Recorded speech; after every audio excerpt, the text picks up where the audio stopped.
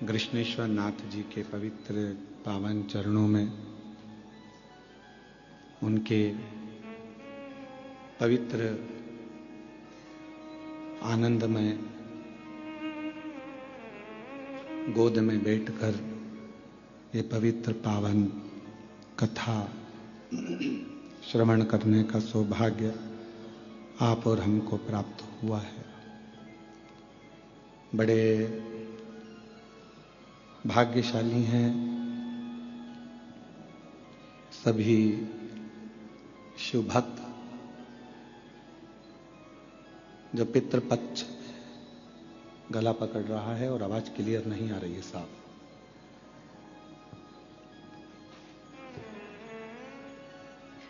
पितृपक्ष में भगवान देवाधिदेव महादेव की ये पवित्र पावन कथा आप और हम श्रवण करने के लिए अपने अपने घरों में ऑनलाइन इस कथा को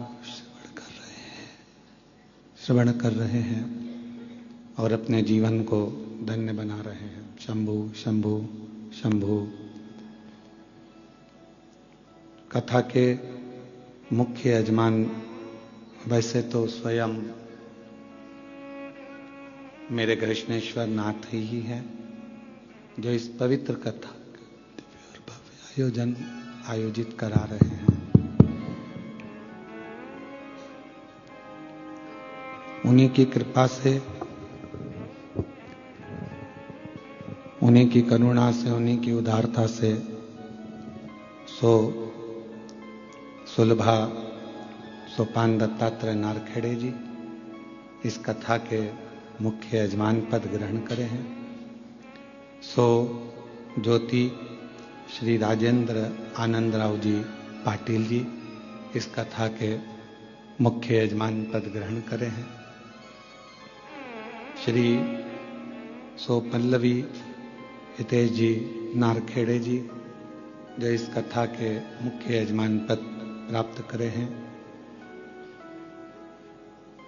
एक दिवसीय कथा के यजमान पद ग्रहण करा हर्षला एवं पंडित पांडुरंग बंजारे जी जो इस कथा के एक दिवसीय यजमान पद ग्रहण करे हैं। और छोटी बहू एकदम और श्री गौरव जी नारखेड़े जी कथा में आनंद भाव से यजमान पद ग्रहण करे हैं। ऐसी पवित्र पावन शिव महापुराण की कथा जो पितृपक्ष में बाबा कृष्णेश्वर नाथ की कृपा से आप और हम श्रवण कर रहे हैं। कथा मंडप में विराजमान सभी संत साधु सन्यासी जन तपस्वी ब्राह्मण जन जो कृष्णेश्वर नाथ मंदिर के इस पवित्र आनंदमय भाव में पधारे हैं, उनके लिए भी बहुत बहुत साधुवाद, प्रणाम, दंडवत। एक छोटा सा जीवन है मानव का, और उस मानव के जीवन में ऐसे बहुत सारे क्रम होते हैं जिन क्रमों के कारणवश मनुष्य परमात्मा से दूर होता चले जाता है। मन दृढ़ी है, ऐसा नहीं कि मन दृढ़ी नहीं होता है। संसार में जितने मानव जन्मने हैं, जितने मानवों का जन्म होता है, जितने मनुष्य जन्म लेते हैं, उनको मन से भगवान दृढ़ी बनाकर भेजता है। पर व्यक्ति कानों से दृढ़ी नहीं हो पाता।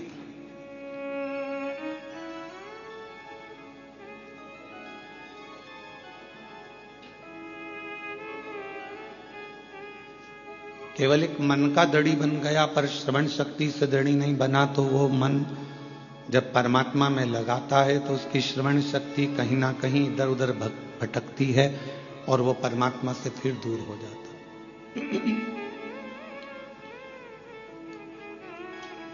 परमात्मा से दूर होने का कारण ही हमारी कहीं ना कहीं मन को भटकाने का क्रम ये कान कर जाते हैं। जैसे कई माताएं नियम बना लेती हैं, कई भाई नियम बना लेते हैं कि मैं शंकर भगवान को भजूंगा, मैं शिव जी को एक लोटा जल चढ़ाऊंगा, मैं शंकर भगवान का स्मरण करूंगा, मैं शिव के मंदिर जाऊंगा, शिव को भजूंगा, बेलपत्र का श्रृंगार करूंगा, शिव जी को चंदन अगर तगर से श्रृंगारित करूंगा। ये मन में उसने एक भाव बना, मन से वो दड़ी बन गया। पर मालूम पड़ा फिर किसी ने पूजन करते करते, भजन करते करते 1.5 महीना, 2 महीना, 3 महीना निकला और किसी ने तुम्हारे कानों में आकर कह दिया शिव जी को जल चढ़ाने से क्या होता है।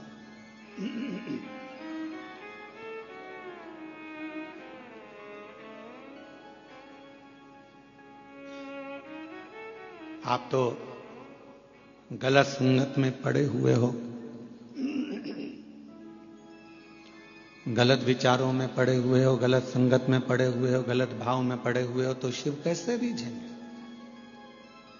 फिर कोई आया, किसी ने आके फिर कह दिया, फिर आके किसी ने आकर कह दिया कि ये तुम गलत करे इसलिए परमात्मा का भजन ना करो। कानों में शब्द पढ़ते जाते हैं और मन भटकता जाता है।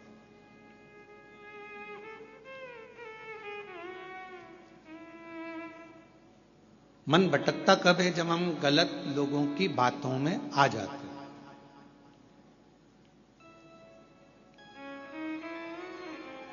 हम गलत विचारों में जब पढ़ने लगते हैं, गलत सोचने लगते हैं, गलत सुनने लगते हैं, गलत श्रवण करने लगते हैं, गलत सुनने लगते हैं, गलत लोगों की संगत में आकर, गलत लोगों के विचारों में आकर हम परमात्मा की शरणागति छोड़ देते हैं।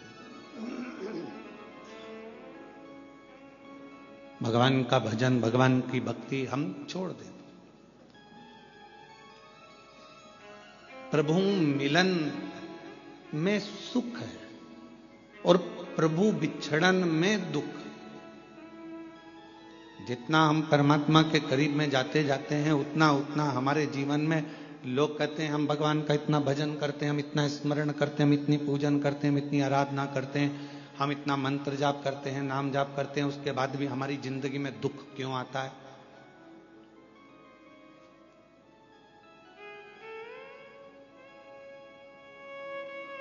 आप सब समझदार हैं, जितने आस्था चैनल पर कथा सुन रहे हो, जितने फेसबुक यूट्यूब पर पितृपक्ष में ये श्रवण कर रहे हैं कथा को, सब समझदार।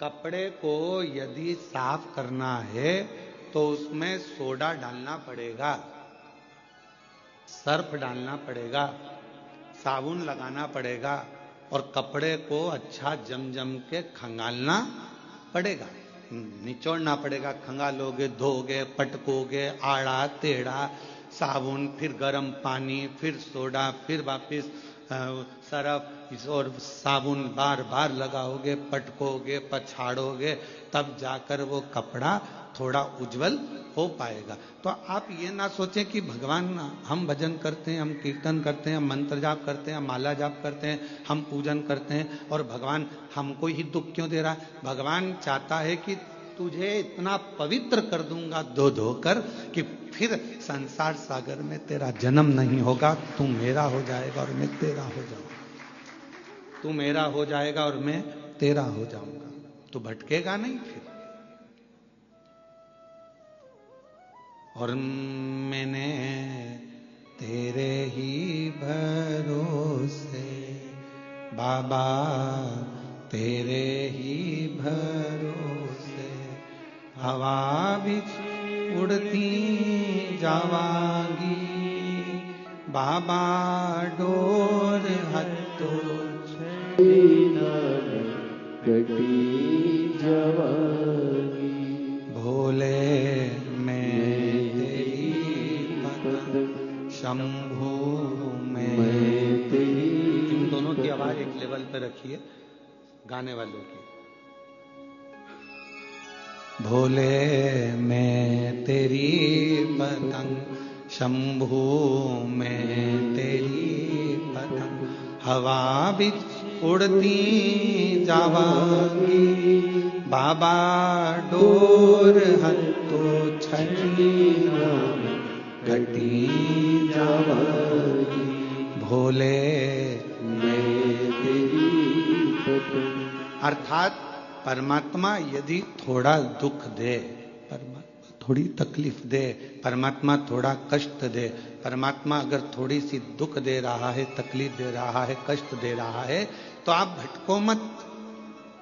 आपको भटकने की जरूरत नहीं है, आपको कहीं इधर उधर भटकने की जरूरत नहीं है। परमात्मा ने अगर दुख दिया है तो वो आपको कहीं ना कहीं अपने करीब में लाना चाहता, अपने पास लेना चाहता। हम क्यों भटके? महाराज कश्यप ऋषि की एक कथा आती है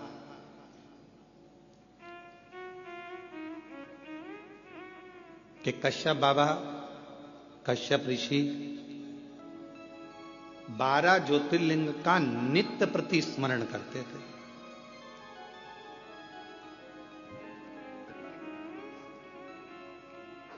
श्राद्ध पक्ष की कथा है, थोड़ा सावधानी से सुनिएगा। श्राद्ध पक्ष की कथा है, थोड़ा सावधानी पूर्वक स्मरण करिएगा और अपने जीवन में उतारने का प्रयास करिएगा। जितने भी आस्था चैनल पर सुन रहे हो, चाहे फेसबुक यूट्यूब पर सुन रहे हो, चाहे इस कथा के पंडाल में बैठकर सुन रहे हो, कश्यप बाबा 12 ज्योतिर्लिंग का स्मरण करते हैं। पर कभी उन्होंने अपनी जिंदगी में पार्थिव पूजन करा, हर बार 12 ज्योतिर्लिंग का स्मरण करा, पार्थिव पूजन करा, पर कभी उन्होंने 12वां ज्योतिर्लिंग नहीं बनाया। अर्थात 11 ज्योतिर्लिंग बनाते थे और 12 ज्योतिर्लिंग उसमें बनाते ही नहीं।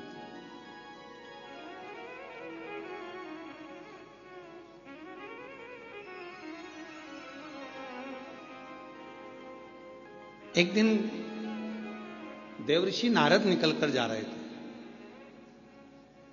अब आप लोग अगर 12 ज्योतिर्लिंग का पूजन कर रहे हो तो आप लोग कितने ज्योतिर्लिंग बनाओगे? जम के बोलो जरा। 12 बनाओगे ना? पार्थिव पूजन कर रहे हो तो 12 ज्योतिर्लिंग का निर्माण करोगे। पर कश्यप ऋषि 11 ज्योतिर्लिंग का निर्माण करते थे और 12वां ज्योतिर्लिंग नहीं बनाते थे।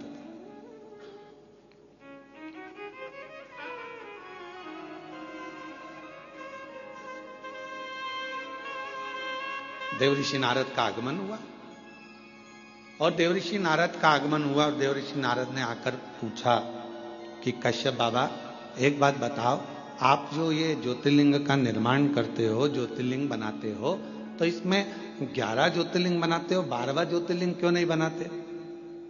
12वां ज्योतिर्लिंग निर्माण क्यों नहीं करते?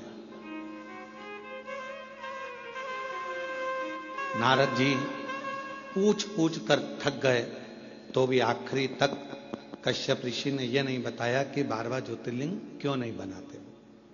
11 के पूजन करते, 12वां बनाते ही।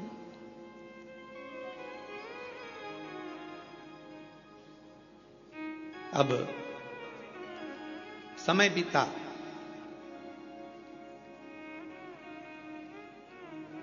भगवान शंकर के पास में ऐसी सूचना मिल गई कि कश्यप ऋषि 12 ज्योतिर्लिंग का पूजन करते, पर ज्योतिर्लिंग बनाते कितना है? जम के बोलो जरा। 11। और पूजन कितने ज्योतिर्लिंग की कर रहे हैं? अच्छे से बोलो, आवाज नहीं आई। 12। तो जब 11 ज्योतिर्लिंग का आराधना कर रहे हैं, 11 ज्योतिर्लिंग का निर्माण कर रहे हैं, तो 12 ज्योतिर्लिंग का पूजन का फल कैसे मिले? कैसे प्राप्त हो? तब पार्वती जी एकदम रुष्ट होकर बैठ गई और पार्वती जी शिव जी की आराधना करने लगी। भोलेनाथ जी ने पूछा, पार्वती तुम रुष्ट क्यों? यहां पर एक लाइन बड़ी सुंदर आई है कि पार्वती जी रुष्ट होती हैं तो शिव जी की पूजन करती हैं। हमारा आप सबसे भी यही निवेदन है, अगर मान लो जिस दिन तुमको गुस्सा आए उस दिन तुम महादेव की पूजन करो, उस दिन आप भगवान का आराधना करो। पर उल्टा होता है, जिस दिन रुष्ट होते हो ना, उस दिन तो तुम इतना बोलते हो, इतना बोलते हो, इतना बोलते हो कि जो पहले का करा धरा है ना, उस पर भी तुम लोग पानी फेर लेते हो, वो भी पूरा सत्यानाश मिला लेते हो, उसको भी नाश कर देते हो।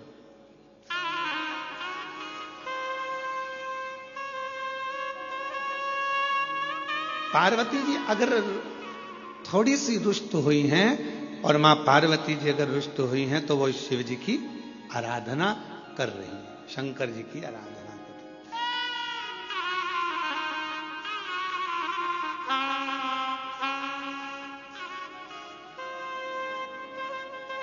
और मैंने तेरे ही भरोसे बाबा, तेरे ही भरोसे। मेरा सासुओं से भी निवेदन है, बहुओं से भी निवेदन है, बेटाओं से भी निवेदन है, बाप से भी निवेदन है, भाऊ से भी निवेदन है, और घर में रहने वाले हर व्यक्ति से निवेदन है कि पार्वती के संवाद का स्मरण करना।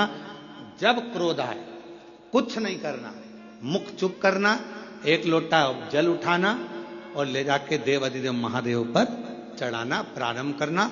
थोड़ी देर बैठना, हाथ में माला पकड़ना, नहीं पकड़ो तो प्रेम से मोबाइल को किनारे रखना और हृदय पर हाथ रखकर श्री शिवाय नमस्तुभ्यं, श्री शिवाय नमस्तुभ्यं, श्री शिवाय नमस्तुभ्यं, श्री शिवाय नमस्तुभ्यं। हृदय से अपने मन से भगवान को पुकारना प्रारंभ करो, भाव से पुकारो उसको। झगड़ा कर भी लोगे, सास अपशब्द कह देगी, बहू अपशब्द कह देगी, दोनों ने अपनी आड़ी टेढ़ी बातें कह दी, होगा क्या इसमें महाराज? इसमें एक दूसरे से संबंध दूर बनते चले जाएंगे, टूटते चले जाएंगे। इसलिए जितना मौन रहोगे, शांत रहोगे, उतने अपने जीवन का आनंद पाओ, उतने अपने जीवन को प्रसन्नता के भाव में लेकर जाओ।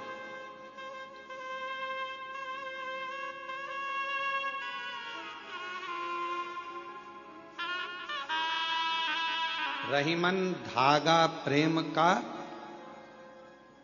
टूटे गांठ पड़ जाए। प्रेम का धागा जब टूटता है तो उसमें गांठ लग जाती है, और गांठ लग जाती है तो फिर वो गांठ जब भी खुलेगी, अर्थात दो हिस्से में ही रहे।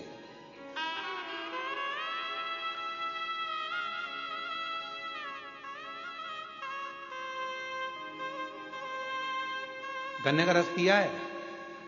जम के तो बोलो। महाराष्ट्र में गन्ने ही बोलते हैं, ईख बोलते हैं?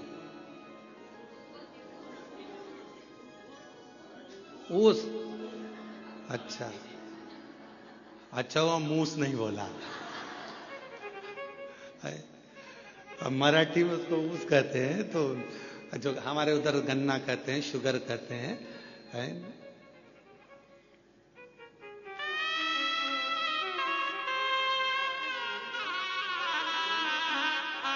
जो गन्ना होता है, उस गन्ने में थोड़ा थोड़ा दूर पे एक एक गांठ रहती है। गन्ने के पूरे भाग में मिठास होता है, पर जहां गांठ होती है ना उसकी, उसमें मिठास नहीं होता, उसमें रस नहीं होता।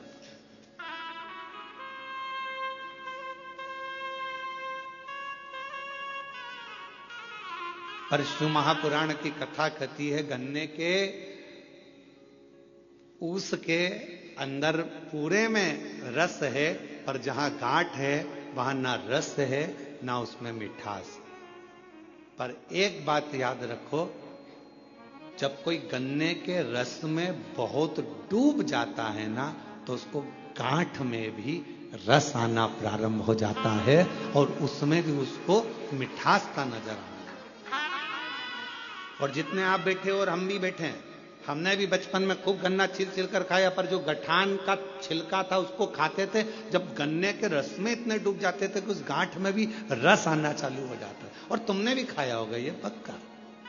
ऐसा हो नहीं सकता कि तुमने गांठ छीली हो और उसको मुंह में नहीं लिया, उसमें रस मिला।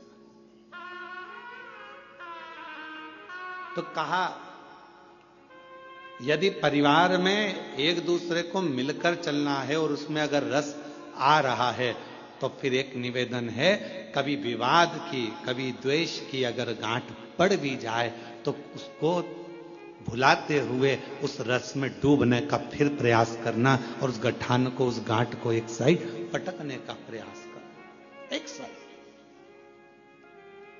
परमात्मा की भक्ति में डूबो, परमात्मा के भजन में डूबो, स्मरण में डूबो।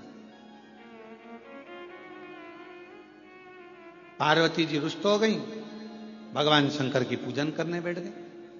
और कहते हैं जितनी रुष्टता में भगवान का भजन हो पाता है, उतनी एकाग्रता जब रूठने के बाद, जब आप लड़ाई कर लेते हो एकदम, तुम देखना बहुत तेज सुनामी लहरें चली, बहुत तेज बारिश हुई, खूब तेज हवा चली, एकदम बवंडर मचा, और उसके बाद जो शांति होती है, इतनी शांति कि लगता है अभी थोड़ी देर पहले तो हमने देखा था कितना बवंडर था, इतना विवाद था, और अब एकदम शांति हो, एकदम शांति। इतना शांत कैसे हो सकता है?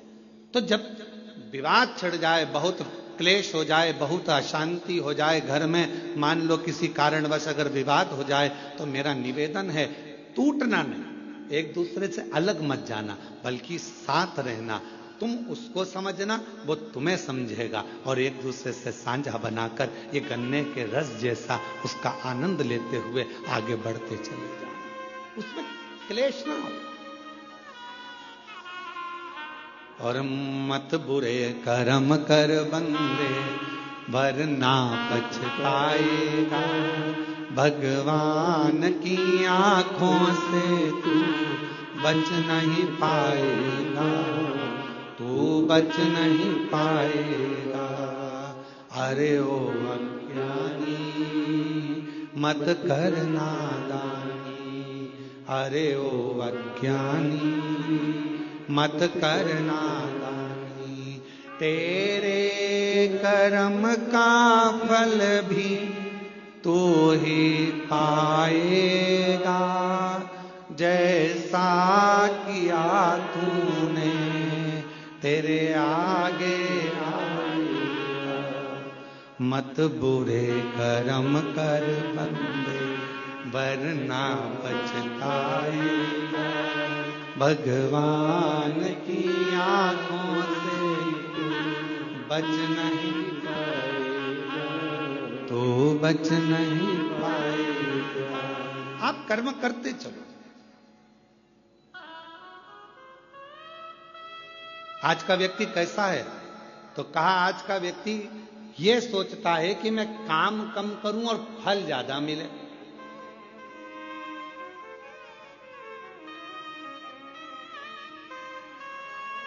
नारखेड़े जी,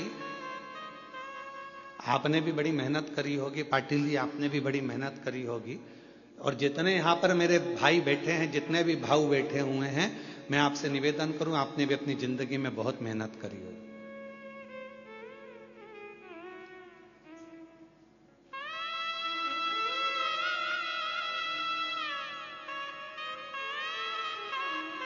खूब मेहनत करी,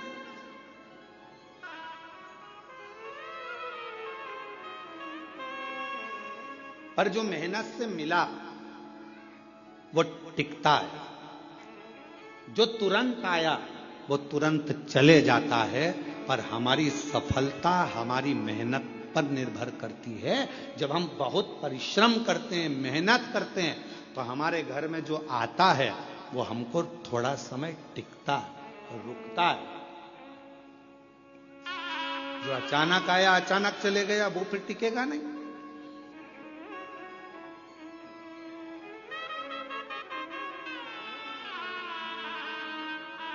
और मेहनत कर कर जो सुख मिलता है ना, वो सुख दूसरा ही है।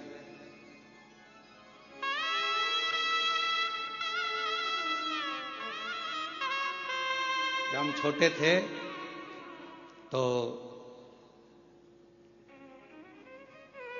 2 रुपए की किराए की साइकिल मिलती थी, इतनी बड़ी छोटी सी। तुम्हारे यहां भी मिलती होगी, ऐसा नहीं है, और तुमने भी चलाई होगी। कई तो होंगे हमारी साथ वाले जिन्होंने चलाई होगी। है किराए की साइकिल मिलती थी, 2 रुपए की मिलती थी, पर वो 2 रुपए इकट्ठा करने में कम से कम 1 महीना लग जाता था।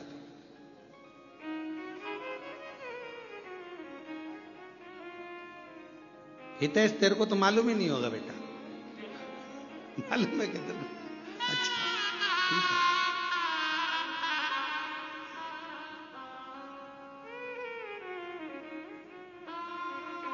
वो 2 रुपए इकट्ठे करने में 1 महीना टूट जाता था। भगवान हमारी मौसी को भेज दो,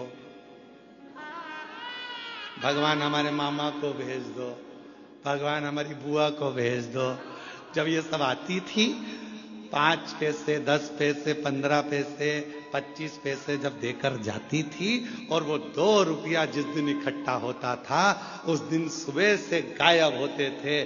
साइकिल लेते थे छोटी वाली, और कभी कभी किस्मत ऐसी होती थी कि वो साइकिल ऐसी मिलती थी जिसकी चेन बार बार उतर जाती थी।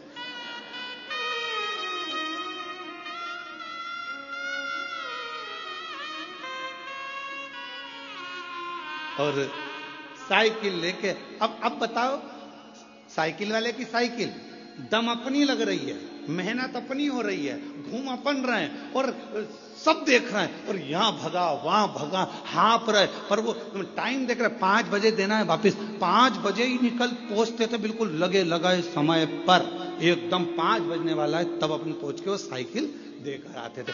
तब तक पूरे थक जाते थे, एकदम चला कर वो 2 रुपए पूरे वसूल कर लेते थे। और फिर मम्मी पूछती थी, बेटा वो देकर गई थी 15 पैसे, 10 पैसे, 20 पैसे, 25 पैसे, तो उसकी तो मैं साइकिल चलाए आया, क्या मिला तुझे? तो मम्मी बहुत मजा आया, आनंद आया, खुशी मिली, आनंद मिला। इतनी मेहनत जो करी है ना, तो ये मेहनत कर कर जो सुख मिला है उसके आगे सब शून्य है, सब शून्य।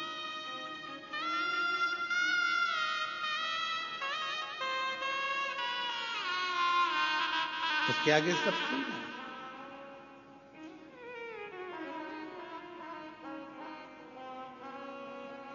और कभी कभी जो मेहनत के बिना मेहनत के मिल जाता था वो कहीं ना कहीं गिर जाता था। एक बार हुआ ऐसा हमारे साथ भी, तुम्हारे साथ भी हुआ होगा। नवरात्रे का समय था, नमक चौराहे पर बैठी माता जी हमारे सीहोर में, और नमक चौराहे पर माता जी बैठी, और माता जी बैठी तो वहां पर एक स्टेज बना, स्टेज पे साबुन रखा, पाउडर का डब्बा रखा, और नहाने का साबुन, कपड़े धोने का साबुन, सरफ की थैली, और वहां ले जाके खड़ा कर दिया। 10 पैसे दो और 10 रिंग फेंको। तुमने भी फेंके होंगे ऐसे गोले गोले रिंग। अब परंतु वो इतने साल हो गए उसमें एक साबुन नहीं आया, और एक दिन साबुन अगर आ गया तो साबुन को खुशी खुशी लेकर जा रहे थे, और मालूम पड़ा कि वो साबुन रखा था जेब में, जेब थी फटी और साबुन पूरा गया गिर।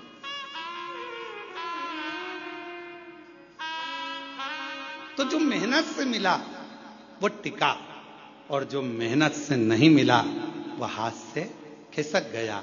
शिव महापुराण की कथा कहती है, कोई तुमसे आकर कह दे कि तुम मेरे पास आकर बैठ जाओ, तुम्हें मेहनत नहीं करना पड़ेगी, दुनिया का सारा धन अपने आप मिल जाएगा, समझ लेना कि बेवकूफ बना रहा है और तेरा लेकर चले जाएगा और तुझे चूना लगा देगा। इसलिए निवेदन है, अपना व्यापार, अपनी नौकरी, अपनी सर्विस, अपनी मेहनत पूरी बरकरार रखो और पूरी मेहनत करो। जिस समय आपकी मेहनत प्रबल होगी उस दिन भगवान तुम्हें छप्पर फाड़कर देना प्रारंभ कर देगा, तुम्हें वैभव देगा, धन देगा, संपदा देगा, सब देगा, सब देगा। आप अपनी मेहनत से पीछे मत हटो। शिव कथा कह रही है, भगवान शंकर का चरित्र कह रहा है, शिव महापुराण का चरित्र कह रहा है, भगवान शंकर की पवित्र कथा कर रही है, शिव तत्व कह रहा है। पार्वती जी बैठ गई तब साधना करने के लिए, शंकर भगवान ने नेत्र खोले और पार्वती से पूछा कि आज तू रुष्ट होकर मेरी पूजन कर रही? हां। क्यों? वो कश्यप ऋषि है ना, 12 ज्योतिर्लिंग का पूजन करना चाहिए, तो वो 11 ज्योतिर्लिंग बनाते हैं और पूजन करते हैं और एक ज्योतिर्लिंग छोड़ देते हैं। शंकर भगवान ने कहा पार्वती नहीं, कश्यप ऋषि कभी ऐसा नहीं करते, वो पूरे 12 ज्योतिर्लिंग का पूजन करते हैं, पूरे 12 ज्योतिर्लिंग।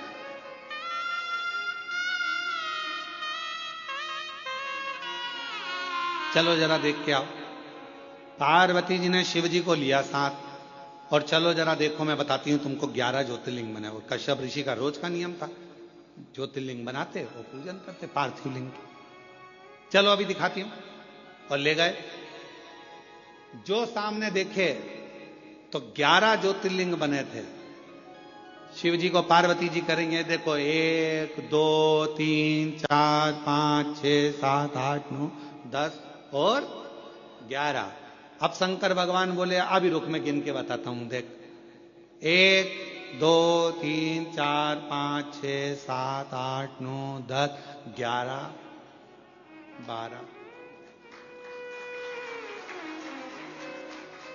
पार्वती जी बोली क्यों मुझे पागल बना रहे हो प्रभु, अब तुम तो शिव जी हो ना, तो तुम अपने आप को क्यों गिन रहे हो? तो भगवान शंकर बोले 12 ज्योतिर्लिंग की पूजन कर रहा है। पूछो कश्यप ऋषि से। बाबा कश्यप ऋषि के सामने प्रकट हो गए। कश्यप बाबा ने देखा आज तो भगवान प्रकट हो गए।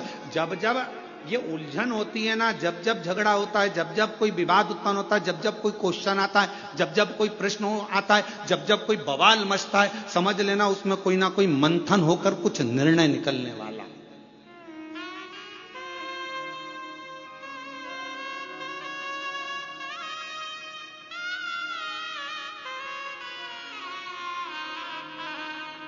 जब जब कोई बवाल मचता है, जब जब कोई मंथन होता है तो कुछ ना कुछ निकलता है। समुद्र का मंथन हुआ, अमृत निकला। कुछ ना कुछ मंथन हुआ है तो कुछ ना कुछ निकला है। और पार्वती जी और शिव जी के संवाद में कुछ ना कुछ निकला है। भगवान कश्यप ऋषि प्रसन्न हो गए।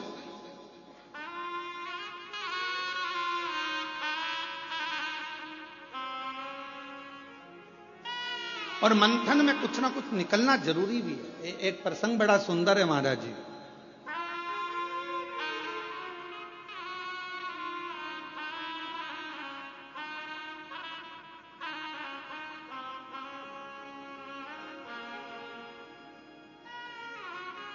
दो संतों का झगड़ा हो गया।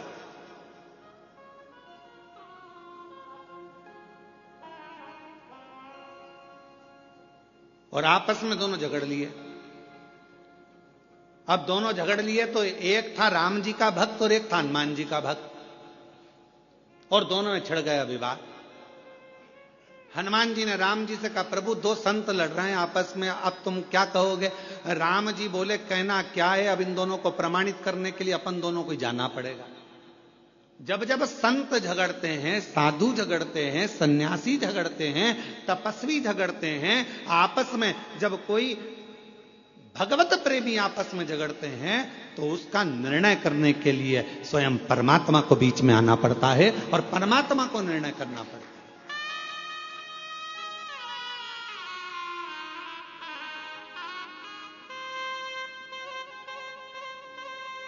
महाराज जी, कई लोग कहते हैं कि ये महाराज जी ने ऐसा कह दिया, वो महाराज जी ने ऐसा कह दिया, आपस में झगड़ा हो रहा है। हम कहते हैं झगड़ा नहीं हो रहा है, कुछ परमात्मा ने लीला रची है। और परमात्मा ने लीला रची है तो वो जनमानस के सामने उसको कहीं ना कुछ संतों के माध्यम से लाना चाहते हैं। संत कभी झगड़ा नहीं करते, संत कभी एक दूसरे के ऊपर आक्षेप भी नहीं करते। लोग कहते हैं उन्होंने ऐसा बोल दिया, उन्होंने वैसा बोल दिया, उन्होंने ये भाषा का प्रयोग करा, उन्होंने वो भाषा, ना ना ना। उनके बीच में कोई एक परमात्मा की एक शक्ति, मेरे शिव का एक स्वरूप, मेरे राम, मेरे कृष्ण, मेरे शंकर, मेरे भगवान विराजमान है, जो ये निर्णय करना चाहते हैं कि इनके बीच का साझा कैसे।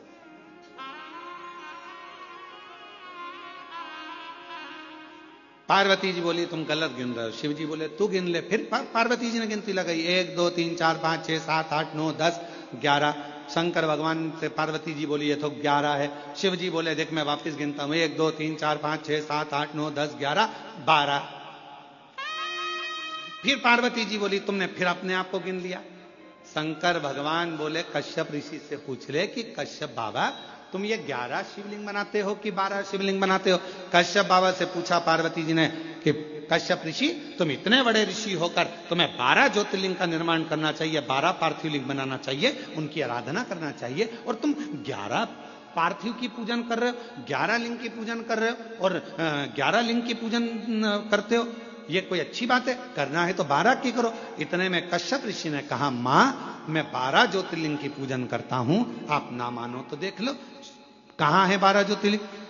कश्यप जी ने कहा 1 2 3 4 5 6 7 8 9 10 11 और कश्यप जी बोले 12। कश्यप जी ने खुद अपने हृदय पर हाथ रख लिया और कहा 12। कश्यप जी कहते हैं, मां ये 11 ज्योतिर्लिंग तो नजर आते हैं, पर 12वां जो ज्योतिर्लिंग है घृष्णेश्वर महादेव, वो हर व्यक्ति के दिल में नजर आता है।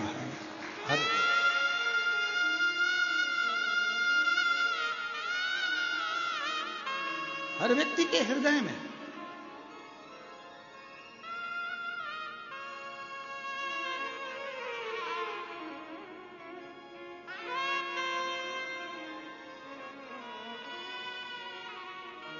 बारहवां ज्योतिर्लिंग है कैसा ज्योतिर्लिंग है? घृष्णेश्वर महादेव। 12वां ज्योतिर्लिंग है कैसा ज्योतिर्लिंग है? घृष्णेश्वर महादेव, जो हमारे हृदय में निवास करता है। कितना सुंदर कहा है स्कंद पुराण में घृष्णेश्वर बाबा के लिए, बिरुल के लिए वर्णन किया गया। जिस परिवार में, जिस परिवार के अंतर्गत मान लो कोई ना कोई एक बहुत बड़ा दुख आकर टिक गया हो और वो दुख हट ना रहा हो, तो घृष्णेश्वर महादेव का स्मरण कर कर यदि पीपल के वृक्ष के नीचे बस केवल हृदय से घृष्णेश्वर का जप कर कर, घृष्णेश्वर नाम का उच्चारण कर कर, एक 4 बत्ती का दीपक यदि पीपल के वृक्ष के नीचे प्रज्वलित कर दिया जाए प्रदोष के दिन, तो वो भारी से भारी दुख भी केवल 7 दिन के अंदर कट जाएगा। 12 ज्योतिर्लिंग में से एक ज्योतिर्लिंग है घृष्णेश्वर महादेव, जो हमारे हृदय में निवास करते, मन की ज्योति है, हृदय की ज्योति है। और हम आप सबके पावन चरणों को नमन करते हैं। बिरुल वालों, आप घृष्णेश्वर बाबा के नजदीक में रहते हो, आप जैसा किस्मत वाला दुनिया में कोई नहीं होगा जिनके पड़ोसी घृष्णेश्वर महादेव। हम आपको नमन करते हैं, आपको प्रणाम करते हैं। और जितने आस्था चैनल पर कथा श्रवण कर रहे हैं, जितने आस्था चैनल पर कथा सुन रहे हैं, जितने बहन भाई, जितनी माताएं, जितनी मेरी जीजियां, जितने मेरे जीजाएं, जितनी मेरी बेटियां बेटा इस घृष्णेश्वर महादेव की पवित्र भूमि से पितृपक्ष में ये शिव महापुराण की कथा को ऑनलाइन श्रवण कर रहे हैं, हम आप सबके चरणों को नमन करते हैं। आप जैसा किस्मत वाला कोई नहीं होगा, क्योंकि यहां शास्त्र वर्णन करता है कि 12वां ज्योतिर्लिंग घृष्णेश्वर एक ऐसा ज्योतिर्लिंग है जो जहां जिस जगह पर बैठकर उसको याद करता है, वो 12वां ज्योतिर्लिंग उसको वहीं पर करुणा करना प्रारंभ कर देता है। वो 12वां ज्योतिर्लिंग,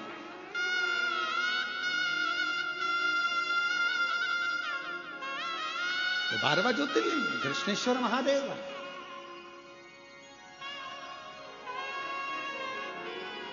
और तेरी कृपा बिना न हिले एक भी अणु, लेते हैं श्वास तेरी कृपा से। बखान क्या करूं मैं राखों के ढेर का, चपटी भभूत में खजाना कुबेर का। हे गंगाधार मुक्ति द्वार ओंकार तू, भोले ओंकार तू। आयो शरण तिहारी शंभुतार। कृष्णेश्वर महादेव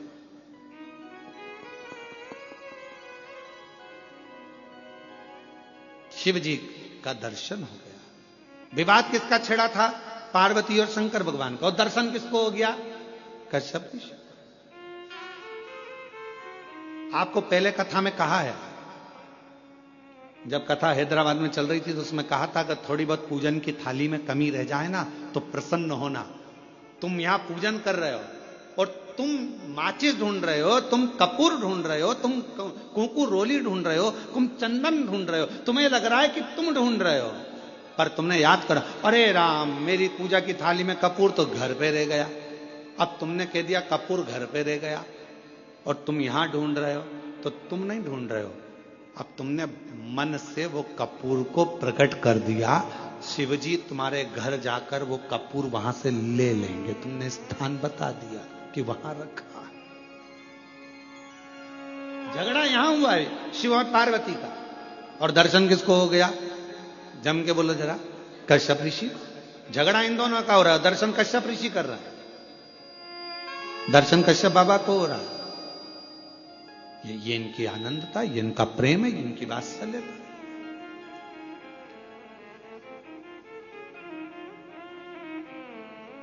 महाराज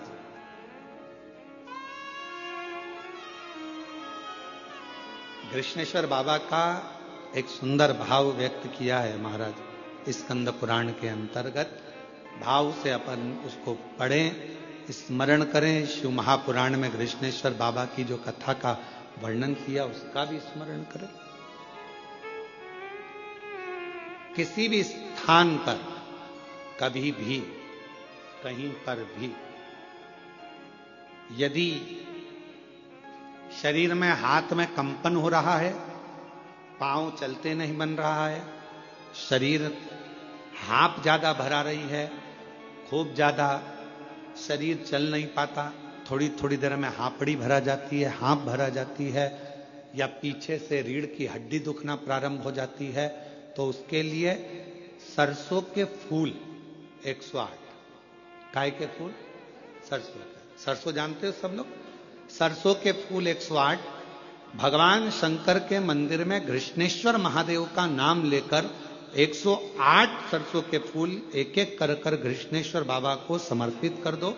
उसी फूल को उठाकर नंदी जो मंदिर में है उसका पीठ का ऊपर का एक भाग होगा, नंदी के पीठ पर अग्र भाग ऊपर का होता है, उस भाग को वो 108 सरसों के फूल छुआ दो और उसको लेकर घर पर जाओ, उसको सूखने डाल दो। सूखने के बाद वो सरसों के फूल का थोड़ा थोड़ा सा भाग सुबह के समय पर खाली पेट जरा सा भाग रोज खाना प्रारंभ करो। 21 दिन तक 20 दिन तक अगर आपने रोज खाया, आपके हाथ का कंपन और जो चलने में आपको हाथ भरा रही है वो, और रीढ़ की जो हड्डी दुख रही है उसमें धीरे धीरे अंतर आना अपने आप प्रारंभ हो जाएगा।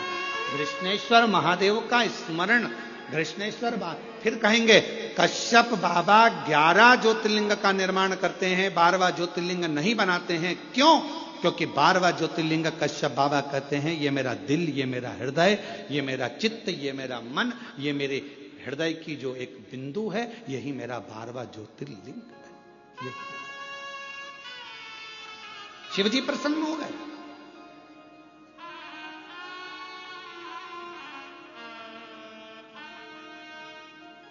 मांगो तुमको क्या चाहिए? पार्वती जी बोली अपन तो झगड़ा कर आए थे और आप कश्यप ऋषि को वर देने लगे। शिव जी कहने लगे अब मेरा दर्शन हुआ है तो कुछ ना कुछ तो देना पड़ेगा। पार्वती जी बोलती ऐसा होता है क्या? शंकर भगवान बोले सुन पार्वती, ये मेरी रीति है, अगर कोई संसार का मनुष्य मेरे दरवाजे पर, मेरे मंदिर में, मेरे देवालय में आकर अगर एक लोटा जल रोज चढ़ाएगा तो मुझे रोज उसको कुछ ना कुछ देना ही पड़ेगा, ये नीति है। जैसे बेटी का बाप, बेटी का बाप क्या है? बेटी का बाप अगर बेटी रोज अपने पिता के घर जाएगी या बाप अपनी बेटी से मिलने जाएगा तो कुछ ना कुछ तो उसको देना पड़ेगा ही। भले पिताजी का घर पास में, रोज बेटी आती जाती है, भले पास में क्यों ना, माँ बोल देगी बेटा तू पास में आज एक काम करना, मैं तेरे को हलवा बना के भेज दूंगा, सीरा बना के भेज दूंगा। कभी कुछ कही बेटा मम्मी मेरे को जरूरत नहीं है, नहीं मैं तो भेजूंगी। माँ है ना, बाप है ना, उसका भाव उत्पन्न होगा, मैं तो भेजूंगी। अब कोई कहे तुम मम्मी मैं बना लूंगी ना, सब कर लूंगी ना, तुम मत भेज। नहीं, मैं तो भेजूंगी चाय। और अगर वो सीरा नहीं भेजेगी तो देख लेगी बाजार में अच्छी सब्जी आ रही है, बाजार में खरीद के लिए आएगी और वो सब्जी भेज देगी। भले हरा धना भेज दे, मिर्ची भेज दे, पर कुछ ना कुछ भेजे। रोज अगर बेटी अपने माँ बाप से मिल रही है तो माँ बाप उस बेटी को जरूर देंगे, और माँ बाप अगर बेटी से मिल रहे हैं तो जरूर देंगे। उसी तरह मेरा शंकर सबका बाप है, पिता है। जब हम रोज जाते हैं तो वो रोज कुछ ना कुछ हमको देता जरूर है। आप शिव जी को क्या मानती हो? अपना पिता, अपना बाबुल, अपना बाप, पिता। और कुबेरेश्वर धाम क्या है आपका? मायका। कुबेरेश्वर धाम क्या है? मायका। मायका क्यों कहा गया? जो कुबेरेश्वर बाबा की धरा पर आता है, कुबेर भंडारी के दरवाजे पर आता है, कुबेरेश्वर धाम पर आता है और दिल से जो मांगता है, मेरा कुबेर भंडारी उसको दे देता है। फिर वो वापस आता है, क्योंकि वो उसका मायका। पर पूर्ण समर्पण के साथ जाओ। वहां तुम्हारी किसी से पहचान नहीं।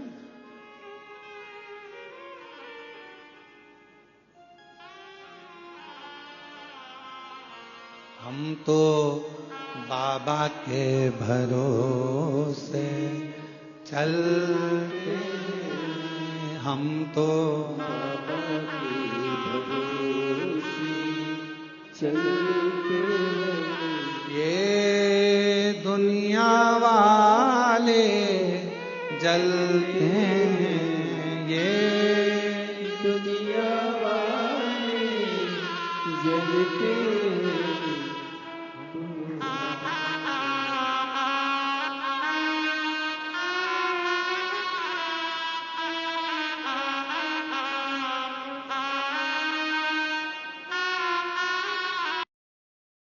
बाबा के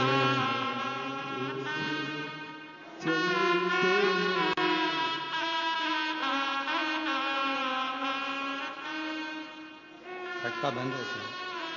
ये दुनिया वाले जलते, ये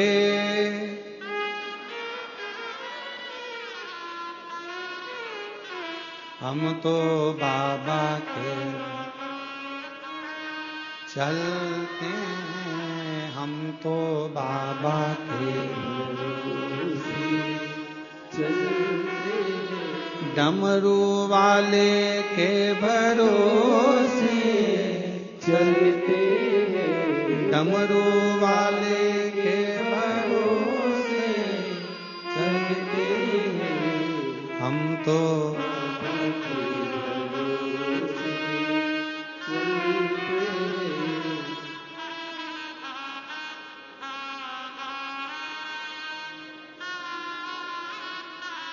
काशी वाले के भरोसे। हम उस पर आशिक। कोई रोज मिल रहा है शिव जी से, शिव उसको रोज दे रहा। कोई बाबा से रोज मिल रहा है, बाबा उसको रोज दे रहा। पिता है वो हमारा, बाबुल है वो हमारा।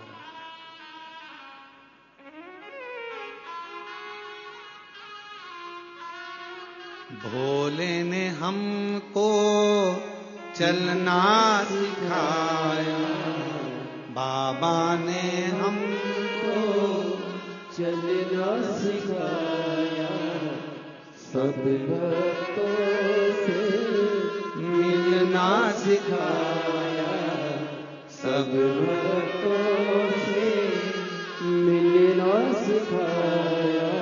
और जब ये सब कुछ हो जाता है तो हम सीना तान के चलते हैं, हम तो सीना तान के चलते हैं। डमरू वाले के भरोसे चलते हैं। और ये सब कुछ जब भगवान शिव ओगड़दानी त्रिकालदर्शी कैलाशी अविनाशी शंकर जब करुणा कर देते हैं तो हम स्वयं सीना तान कर। कश्यप ऋषि मांगो तुम्हें क्या चाहिए। अब कश्यप बाबा ने जैसे, पार्वती जी बोली क्यों दे रहे हो, शिव जी बोले तूने झगड़ा करा फल दूसरे को मिला। यही होता है, झगड़ा अपने घर में होता और मजे पड़ोसी लेते। बोलो सही है कि गलत है? झगड़ा तुम्हारा, लड़ कौन रहा है? पति पत्नी। मजा कौन ले रहे हैं? परिवार के लोग, पड़ोस के लोग, रिश्तेदार। अरे वो उनकी बहू और उनकी सास की खूब लड़ाई चल रही है। अच्छा है, अच्छा है, लड़ने दो, अच्छा लड़ने। अरे वो बाप बेटा लड़ रहे हैं, अच्छा है लड़ने दो, अच्छा है लड़ने। दूसरे मजे ले रहे हैं।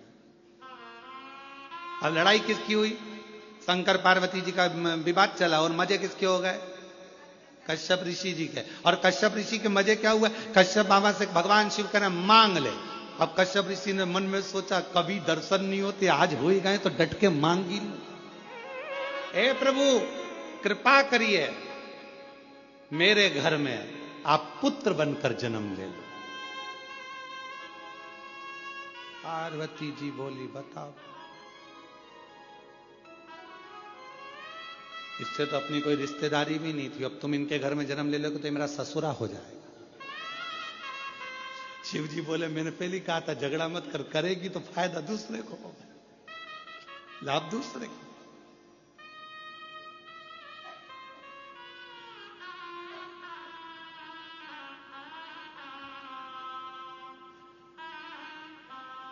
एक घर में एक सास और बहू थे। बहुत उन दोनों का आपस में बनता नहीं था, बिल्कुल नहीं बनती थी। और बनती नहीं तो उनके यहां सबसे ज्यादा झगड़ा सास बहू का होता तो फायदा दूसरे का होता। अभी देखो फायदा कैसे होता। एक महाराज भिक्षा मांगने गए, माता भिक्षाम देगी, माता भिक्षाम दे। इतने में बहू आई, बहू ने आकर एक कटोरी आटा दान दे दिया। महाराज निकल के जा रहे थे, इतने वहीं से उसकी सास आ गई। ए बाबा इधर आ, कहां से मांग के ला रहा है? तुम्हारे ही घर गया था। कौन मिला? बहू। क्या दिया? एक कटोरी आटा। वो कौन होती है देने वाली? चल मेरे साथ चल, मेरे साथ चल। ओ बस एक कटोरी? मेरा घर है, मेरी प्रॉपर्टी है, मेरा मन, चल मेरे साथ। और अंदर गई और 4 कटोरी आटा लाके महाराज को दे दिया। फायदा किसका? दूसरे का। अब एक दिन सास अंदर थी और महाराज आए, माता भिक्षाम देही। सास ने कहा कि रोज रोज आया था, नहीं देना, आज नहीं दूंगी, जा। इतने में वो महाराज चल दिया। सामने से बहू पानी लेकर आ रही थी, हंडा मटके। उसने पूछा महाराज जी कहां से आ रहे हो? तुम्हारे ही घर से आ रहे हैं। मिल गया? कुछ नहीं मिला, तुम्हारी सास ने कछूरा दिया। कुछ नहीं दिया? चलो मेरे साथ आओ जरा, आओ आओ जरा। वो कौन होती है मना करने वाली? जब मेरा पति कमा रहा है तो मैं दूंगी, चल। और गई अंदर, और अंदर जाके आधा किलो चावल, आधा किलो चने की दाल सब बांध के लिए आई और आटा वाटा सब लाके दे दिया। ले, फायदा किसका? महाराज का। झगड़ा कौन कर रही? सास बहू। और फायदा दूसरे।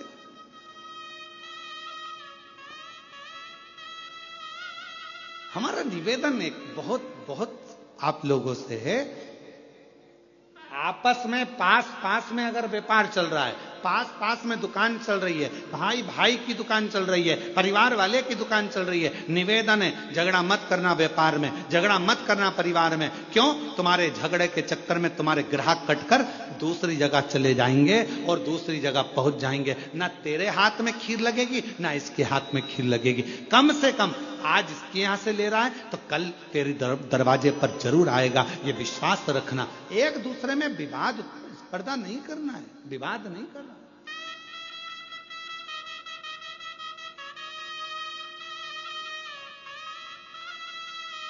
और हम विवाद में पड़े। कश्यप ऋषि ने कहा वर दीजिए, मेरे घर में आप पुत्र बनकर आए। शंकर भगवान बोले कश्यप बाबा, तुमने रोज 11 शिवलिंग का निर्माण करा है और मन को 12वां शिवलिंग माना है, इसलिए मैं तुम्हारे घर में 11 रुद्र के रूप में प्रकट होऊंगा। तुम्हारे यहां 11 रुद्र के रूप में मैं आऊंगा। 11 रुद्र अवतार, शंकर भगवान के जो 11 रुद्र अवतार हुए वो कश्यप बाबा के यहां हुए, सुरभि के।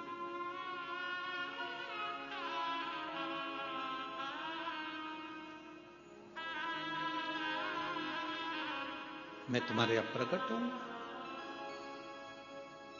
शिव पुराण कहती है, संसार का मनुष्य यदि एक बार भी पार्थिव लिंग का निर्माण कर कर पूजन करता है तो उसको फल बहुत मिलता है। महाराज,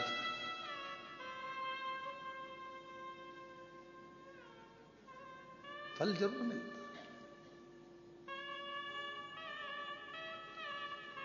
पार्थिव पूजन कुछ ना करिए, केवल एक घर के बगीचे में, घर के गमले में अगर मिट्टी है तो उसको ऊंचा कर कर शिवलिंग वहीं बनाकर वहीं जल चढ़ाना प्रारंभ कर दो, उसका फल मिलेगा, उसका लाभ जरूर। पर निवेदन है केवल दिखावे से, मन की शुद्धता में, मन के भाव।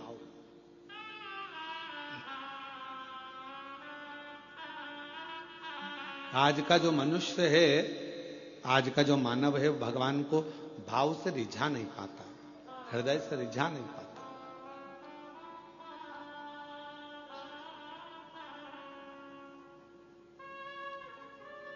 जैसे उत्तानपाद की श्रीमद् भागवत में वर्णन आता है कि राजा उत्तानपाद की 2 पत्नियां थी, एक सुनीति एक सुरुचि।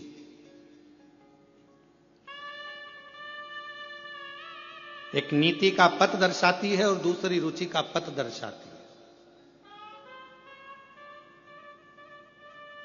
राजा की पहली पत्नी थी सुनीति, दूसरी पत्नी सुरुचि। एक नीति को दर्शा रही है, एक रुचि को दर्शा रही है।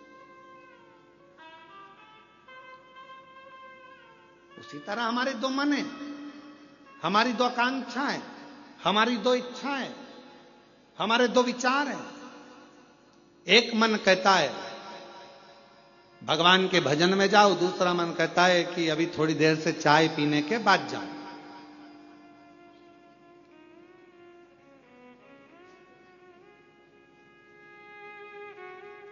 और आप में से कई लोग होंगे ऐसा, जैसे इस होटल में कथा चल रही है, तो इस होटल में कथा चल रही है तो कई लोग पहले से आ गए होंगे, तो उन्होंने विचार करा होगा आप होटल में अपन चाय पी लो, फिर कथा में बैठेंगे अंदर।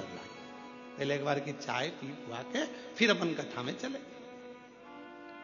और यहां पर भी हमारे जजमान परिवार, नारखेड़े परिवार, पाटिल परिवार, ये लोग जो कथा में बैठे हुए हैं, हम इनसे भी कहेंगे तुम भी अगर ऊपर से कथा में नीचे आए होगे, अपने अपने कमरे से निकल कर आए होगे, तो पहले पूरी तैयारी कर लिए होगे, पेन पुना के बढ़िया सज धज के, और फिर बढ़िया रुमाल ले लो, सामान ले लो, ये ले लो, बैग ले लो, इसमें सामान रख लो। और वो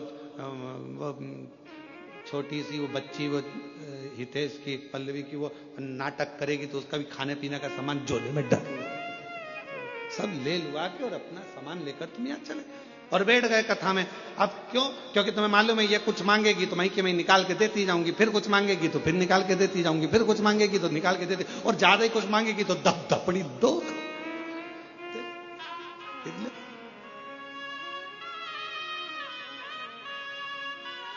और महाराज कथा कर रही है कि भगवत भजन में पूर्ण समर्पण के साथ दिखावा नहीं चाहिए, बस समर्पण पूरा चाहिए।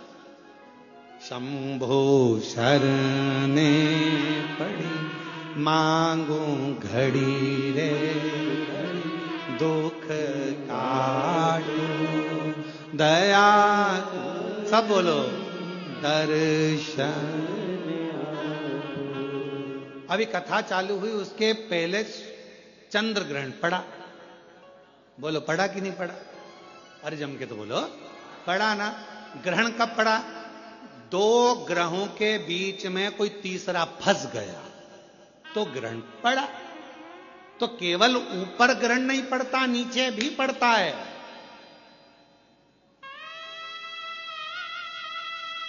पति पत्नी के बीच में कोई तीसरा फंसने लगे तो समझ लो ग्रहण लगने वाला है। भाई भाई के बीच में कोई तीसरा फंसने लगे तो समझ लो ग्रहण लगने वाला है। रिश्ते नातों के बीच में कोई तीसरा फंसने लगे तो समझ लो ग्रहण लगने वाला है। संबंधों में भी ग्रहण लगता है। ऐसा नहीं कि ग्रहण केवल ग्रहों का लगता है, संबंधों में भी ग्रहण लगता है। आप आपस में अच्छे से रह रहे हो, दोनों बढ़िया रह रहे हो, व्यवहारिकता अच्छी है, दोनों का काम धाम अच्छा है, तुम अपना काम कर रहे हो, वो अपना काम कर रहे हो, और बीच में मालूम पड़े किसी ने आकर अड़चन उत्पन्न करना प्रारंभ कर दिया, किसी ने बीच में टांग अड़ाना प्रारंभ कर दिया, समझ लो तुम्हारी रिश्तेदारी में, तुम्हारे संबंधों में, तुम्हारे स्नेह में, तुम्हारे प्यार में ग्रहण पड़ने वाला है। और वो ग्रहण तुम्हारे परिवार, जैसे ग्रहण लगता है तो सब बंद हो जाता है, मंदिर के द्वार भी बंद हो जाते हैं, लोगों को नहाना पड़ जाता है। आखिरी में यही होता है कि जब दो प्रेम के बीच में, स्नेह के बीच में, रिश्ते के बीच में जब कोई तीसरा ग्रहण लगाने वाला आ जाता है तो एक ना एक दिन फिर वो ग्रहण सब कुछ समाप्त कर देता है। फिर आखिरी में तो स्नान ही रह जाता है, स्नान ही रह। क्यों घुसने दो बीच में, क्यों प्रवेश करने दो बीच में उसको?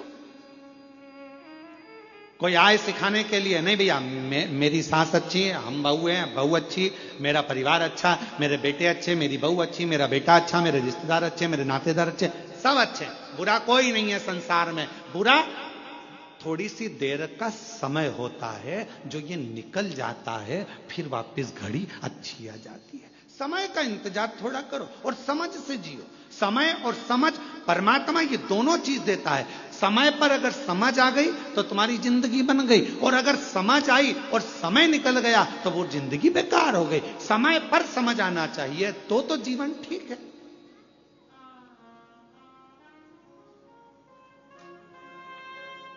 अब व्यक्ति के जीवन में समझ ही समझ और समय नहीं आए, अच्छा तो क्या मतलब का? तो भगवान दोनों चीज साथ में देता है, समय और समझ परमात्मा दोनों साथ में देता है। बस इतना अपने ऊपर निर्भर करता है कि समय पर समझ रहना चाहिए। अगर समझ पर समय नहीं रहेगा तो फिर वो समझ किसी काम की नहीं है। भगवान ने अगर मौका दिया, जैसे ये हितेश नारखेड़े ने मौका का चौका लगाया, इन्होंने कहा गुरुजी सीहोर में कथा हो रही है ऑनलाइन, तो हमेशा सीहोर से होती रहती है, अब की बार कथा कृष्णेश्वर बाबा को सुनाने के लिए आओ और कथा ऑनलाइन कृष्णेश्वर बाबा के धाम से हो। तो मन भी करा कि हाँ अच्छा योग लगा है ऐसा कि बाबा, और हम प्रयास करेंगे। हितेश तुमने अच्छी प्रेरणा दे दी इस चीज के लिए। हम प्रयास करेंगे कि अब जब भी कोई कथा इधर उधर हुई और कैंसिल हुई और वो मालूम पड़े ऑनलाइन हुई, तो हम प्रयास करेंगे कि 12 ज्योतिर्लिंग में एक ज्योतिर्लिंग में जाके कर दिया करेंगे, कोई जजमान को पकड़ कर ऐसे किसी जजमान को पकड़ लिया करेंगे और कह दिया करेंगे 50 आदमी तुम्हारे आओ, आराम से अपने कमरे लो और एक हॉल करो और उसमें बैठकर ऑनलाइन और सब आस्था चैनल पर कथा श्रवण करें और अपने जीवन को सार्थक बनाए। ऐसा अच्छी प्रेरणा दी है आपने, है? बहुत अच्छी बात। 12 ज्योतिर्लिंग के ज्योतिर्लिंग हो जाएंगे और कथा का आनंद हो जाए। अब यहां जितनी बैठी है ना, सब तैयारी में लग गई है। महाराज अब ना छोड़ेंगे, अब रुको तुम, अगला हम पकड़ते तुमको त्रंबक आंदो ऑनलाइन।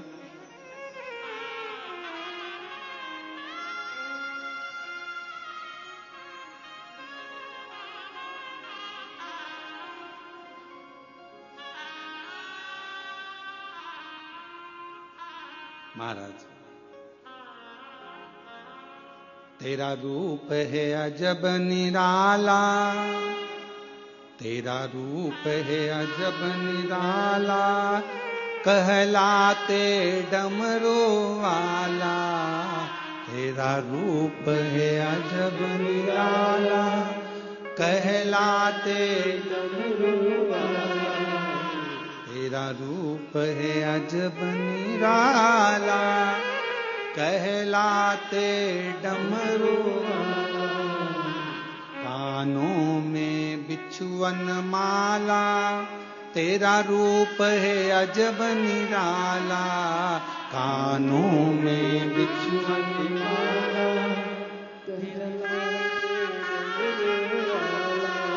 कानों में बिछुअन माला, आँखों में तेज निराला।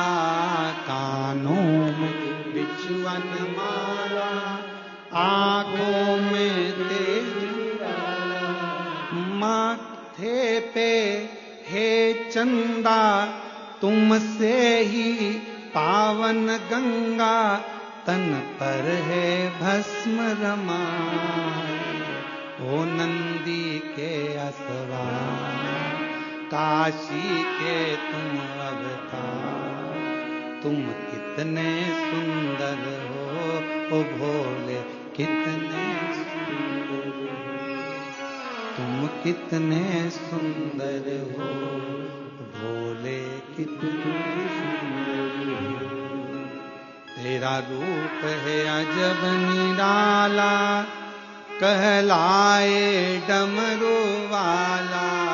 तेरा रूप है अजब निराला कहलाए डमरू वाला। मेरा शंभु मेरा शंकर मेरा त्रिकालदर्शी मेरा कैलाशी विनाशी, जो दिन रात कृपा करने वाला है, करुणा करने वाला। इसलिए कभी भोलेनाथ बन के विश्वनाथ बन के चले आना भोले जी चले आना। विश्वनाथ बन के भोलेनाथ बन के चले आना भोले जी चले आना। सब गाइए। विश्वनाथ बन के भोलेनाथ बन के चले आना भोले जी चले आना। विश्वनाथ बन के भोलेनाथ बन के चले आना भोले जी चले आना। तुम महाकाल बन के आना, तुम महाकाल बन के आना। तो महाकाली को संग में लाना, महाकाली को संग में लाना। महाकाली को संग में लाना, महाकाली को संग में लाना। त्रिशूल हाथ लेके डमरू साथ लेके चले आना भोले जी चले आना। त्रिशूल हाथ लेके डमरू साथ लेके चले आना भोले जी चले आना। शंभो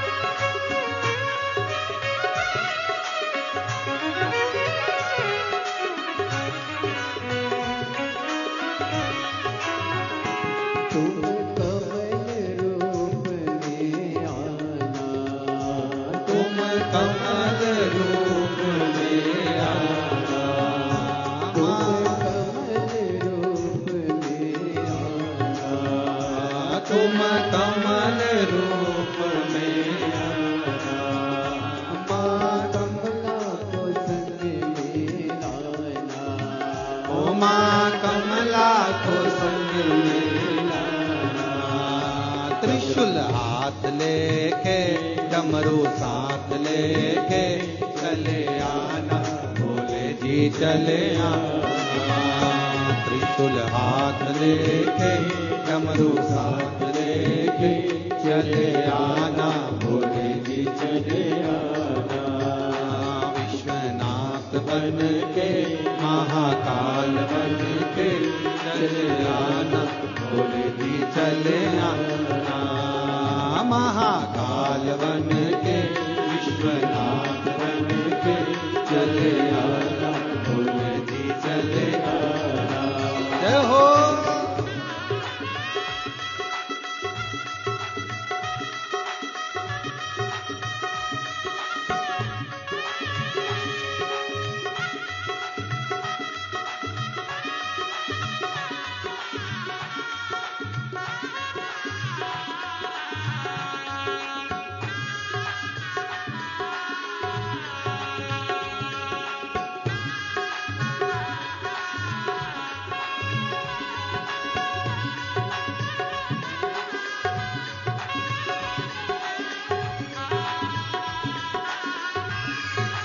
शंभो।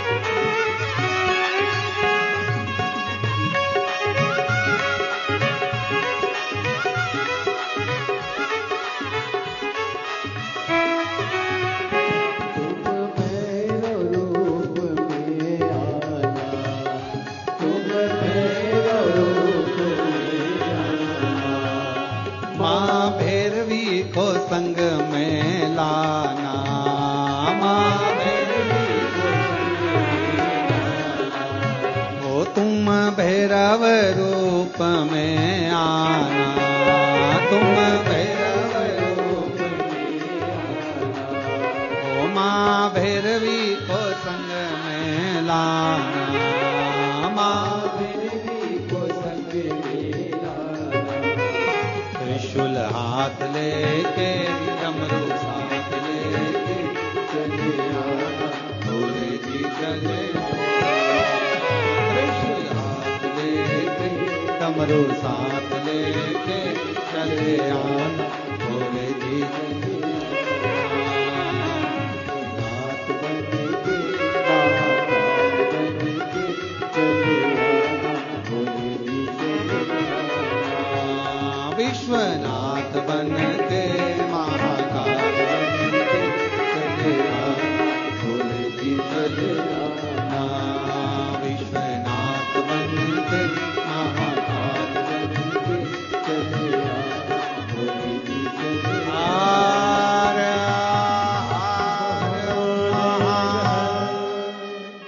अपने स्थान पर बैठकर भगवान शिव जी से अपने मन का भाव कहिए, हृदय से प्रार्थना करिए, विनय करिए, निवेदन करिए और बाबा को अपने मन का भाव बोलिए।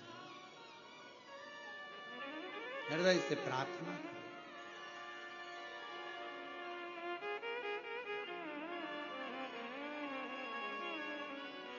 जहां जगह मिले वहां बैठकर दिल से बाबा को अपने मन का भाव कहिए, प्रार्थना करिए,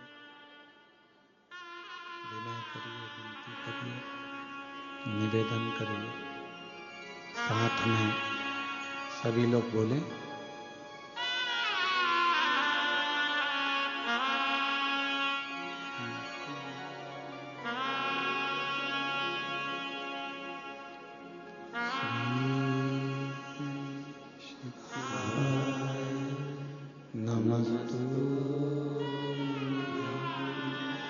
श्री शिवाय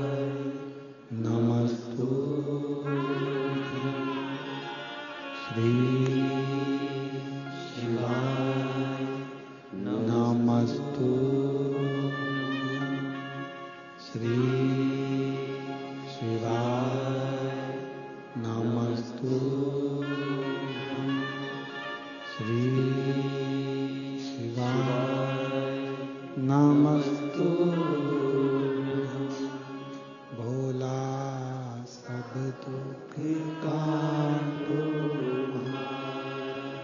ओ भोला सब दुख काटो शिव शंकर जपो तेरी माला भोले बाबा जपो तेरी माला भोला सब दुख काटो ओ भोला सब दुख काटो देश है मंगल मंगलकारी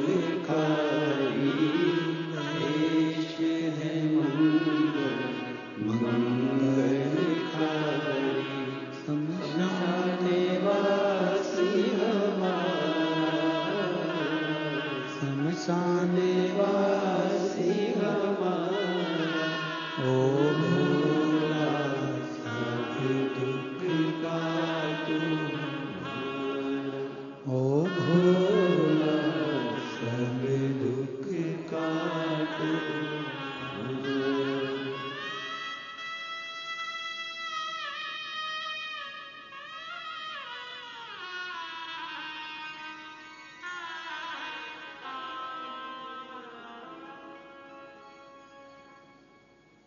बाबा देवादिदेव महादेव भगवान शिव गर्दानी त्रिकालदर्शी कैलाशी विनाशी भगवान शंकर का पवित्र चरित्र कह रहा है शिव महापुराण की कथा वर्णन कर रही है भगवान का पवित्र चरित्र कह रहा है भगवान देवादिदेव महादेव का पवित्र चरित्र वर्णन कर रहा है शिव तत्व कह रहा है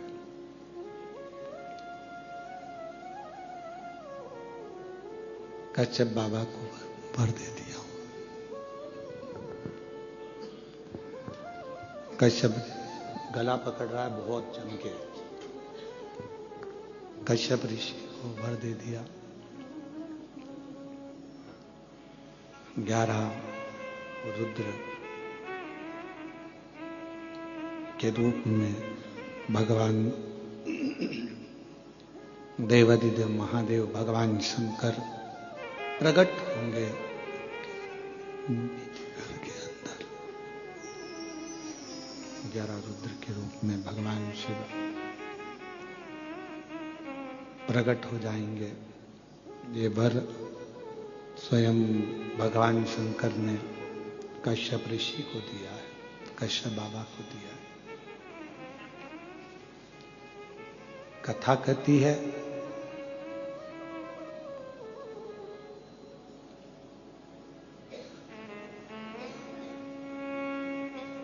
जैसे भगवान ब्रह्मा जी और भगवान विष्णु जी के झगड़े में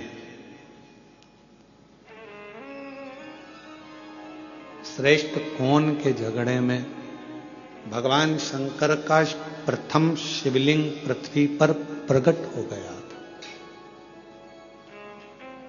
झगड़े में ही तो प्रकट हुआ है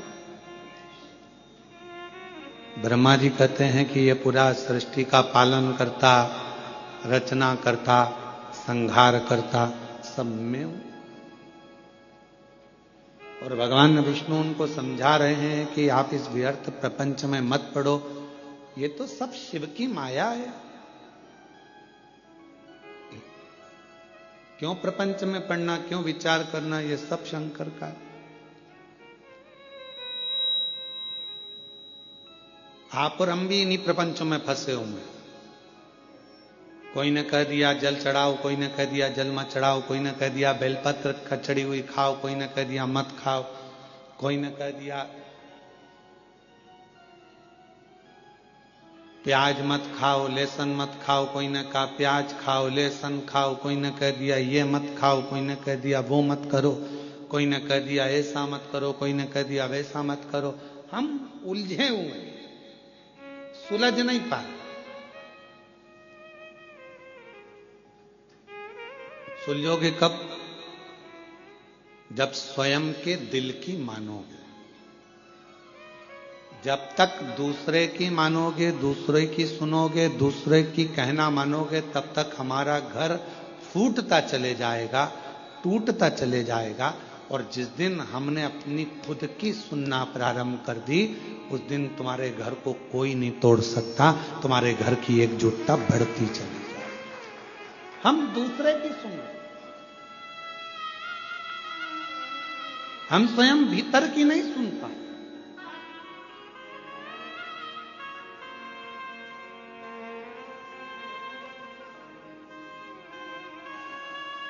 कल एक किसी छत्तीसगढ़ की एक बहन जी ने एक प्रश्न सीओर में लिखकर भेजा कि गुरुजी से पूछना, अगर वो कथा सुन रही होंगी तो श्रवण करें, कि गुरुजी से ये पूछिएगा कि क्या हमारे पूर्वज, हमारे पितर जो चले जाते हैं, क्या वो भी आकर हमारे घर के दरवाजे पर श्राद्ध पक्ष में खड़े होकर हमसे कुछ मांगते? क्यों नहीं मांगते?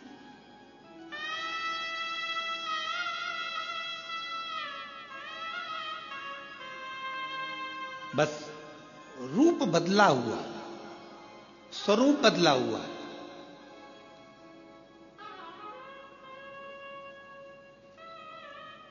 एक कथा यदि आप लोगों ने सुनी होगी भगवान कृष्ण की।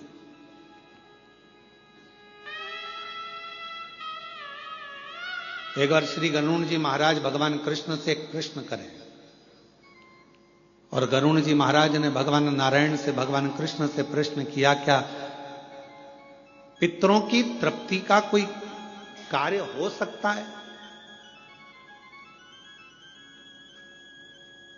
ये 16 दिन जो पितृपक्ष के आते हैं, इन 16 दिन में हम पितरों के लिए क्या कर सकते हैं? कोई ऐसी कथा हमारे शास्त्रों में वर्णित है क्या? तो क्यों नहीं है? भगवान कृष्ण और गरुण का संवाद कर रहा है, गला पकड़ रहा है बेटा।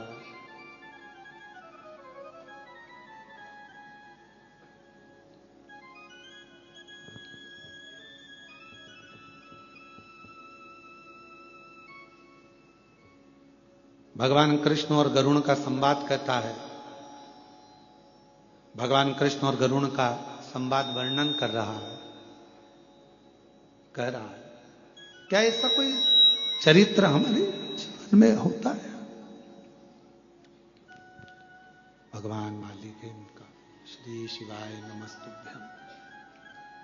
क्या कोई चरित्र ऐसा है जो हमारे जीवन को श्रेष्ठतम दे, आनंद दे?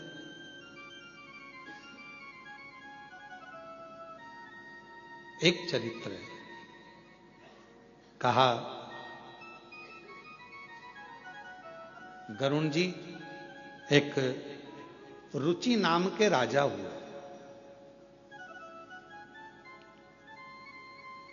जिन्होंने अपने गुरु की शरणागति ग्रहण कर कर गुरु की बस ठीक है, रुक जाओ। गुरु की शरणागति ग्रहण करी, और गुरु की शरणागति ग्रहण कर कर उन्होंने अपना घर परिवार सब छोड़कर एक समय भोजन ग्रहण करना और भगवान का भजन करना, सब कुछ छोड़ दिया। वन में निवास कर रहे हैं, वन में घूम रहे हैं, वन में निवास कर रहे हैं, वन में भ्रमण कर रहे हैं। एक बात अपने अंदर उतार कर रखना मेरी बहनों, मेरी जीजियों, मेरे जीजाओं, मेरी बेटियों बेटाओं, अगर तुम्हारा मन करे कि मुझे घर छोड़ना है, परिवार छोड़ना है, तो तब छोड़ना जब भगवान तुम्हारा हाथ पकड़ ले। किसी दूसरे के चक्कर में तुम अपना घर मत छोड़ना, अपना परिवार मत छोड़ना। भगवान के यदि तुम हो जाओ, परमात्मा के यदि तुम हो जाओ, तो छूटे तो अच्छी बात, और किसी दूसरे के चक्कर में अगर घर छोड़ रहे हो तो वो श्रेष्ठता नहीं है तुम्हारी, वो फिर तुम्हारी श्रेष्ठता नहीं।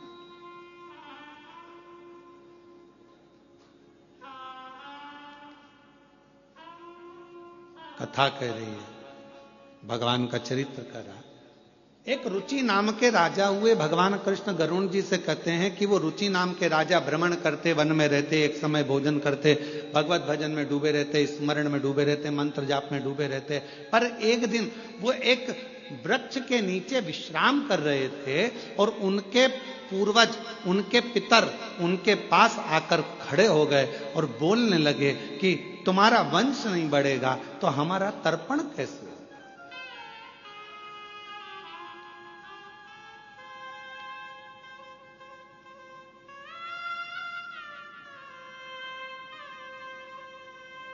तर्पण मालूम है ना सबको? जल देना।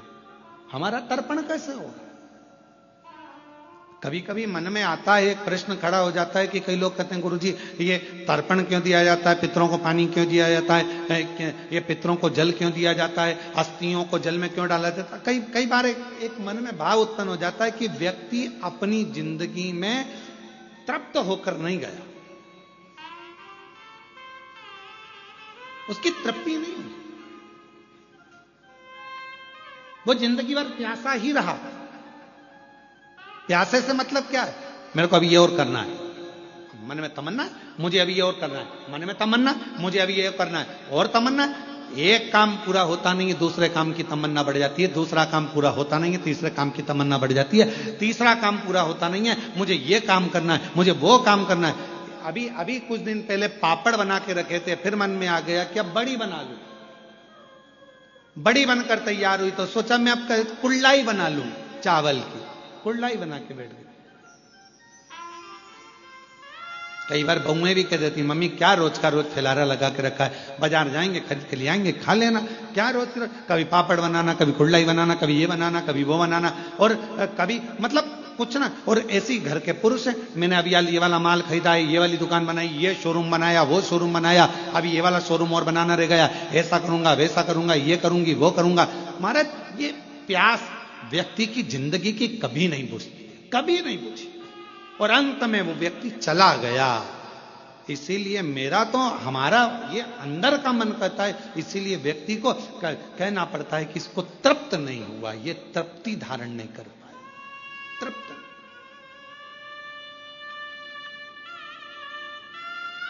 वस्तुओं से तृप्ति रखो, घर के सामानों से तृप्ति रखो, पर परमात्मा की कथा से कभी तृप्त मत हो।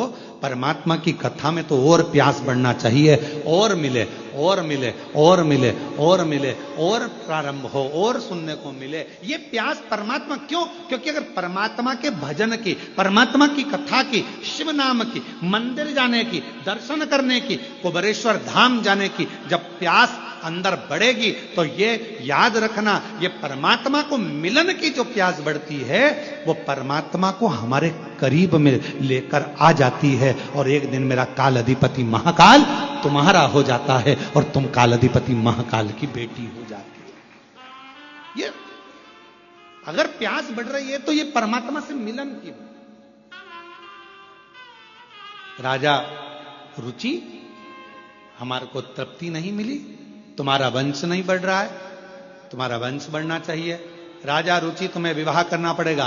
राजा रुचि ने कहा मैंने सन्यास व्रत धारण कर लिया है, मैं वानप्रस्थी हो गया हूं, मैंने घर छोड़ दिया है, परिवार छोड़ दिया है, सबसे बड़ा है वानप्रस्थी, मैं नहीं करूंगा विवाह। पितरों ने समझाया, पितरों ने कहा तुम्हें विवाह करना पड़ेगा, समझा। तब राजा रुचि ने मन में विचार करा, यदि पितर बोल रहे हैं और ये भटक रहे हैं तो मुझे विवाह करना जरूरी है। वचन दो तुम विवाह करोगे। राजा रुचि ने वचन दे दिया, मैं तुम्हारी तृप्ति के लिए, पितरों के मोक्ष के लिए मैं विवाह करूंगा। अब विचार करा कि विवाह करूंगा पर मैं तो हो गया बूढ़ा, कन्या कहां मिलेगी मुझको मेरी उम्र की। पितर चले गए, पितर गए और ये भटक रहा है विवाह के लिए, यहां वहां सब दूर गया, कहीं लड़की नहीं मिली, कन्या नहीं मिली। आखिरी में ये तप करने के लिए बैठ गया, ब्रह्मा और भगवान विष्णु का तप करने लगा।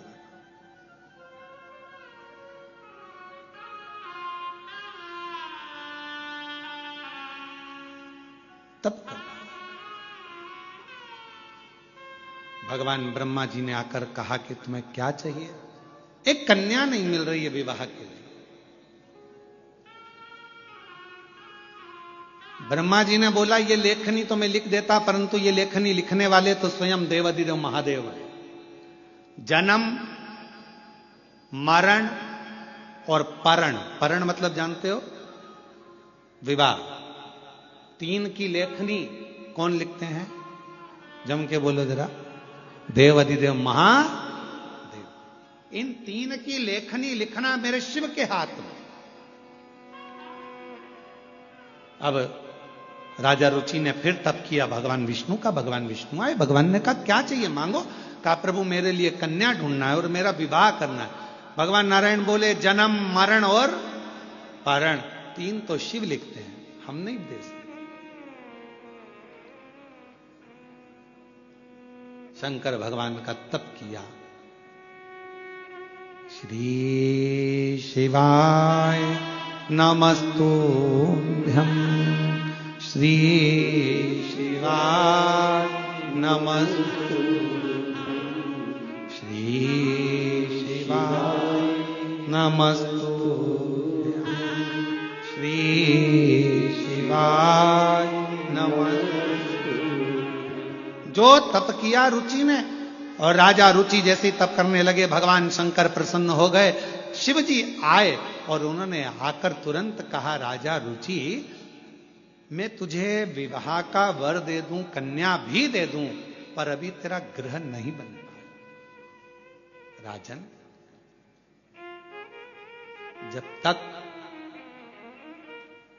पितृ कृपा ना करें तब तक तुझे विवाह का योग नहीं बन सकता। शिव आप तो सब कर सकते हैं ना, शंकर भगवान आप तो सब कर सकते हैं। राजन, जिस समय पर तेरे बुजुर्गों को जल की जरूरत थी तूने उनको जल नहीं दिया। फिर निवेदन है आप सबसे, श्राद्ध का मतलब केवल ये नहीं है कि जो मर गए उनके प्रति श्रद्धा रखी जाए। श्राद्ध का मतलब है तुम्हारे घर में जो जीवित हैं, तुम्हारे घर में जो बुजुर्ग हैं, तुम्हारे घर में जो बड़े बैठे हैं, वो बुजुर्ग हो गए तो उनको पानी, भोजन, उनकी व्यवस्था समय पर दीजिए। ये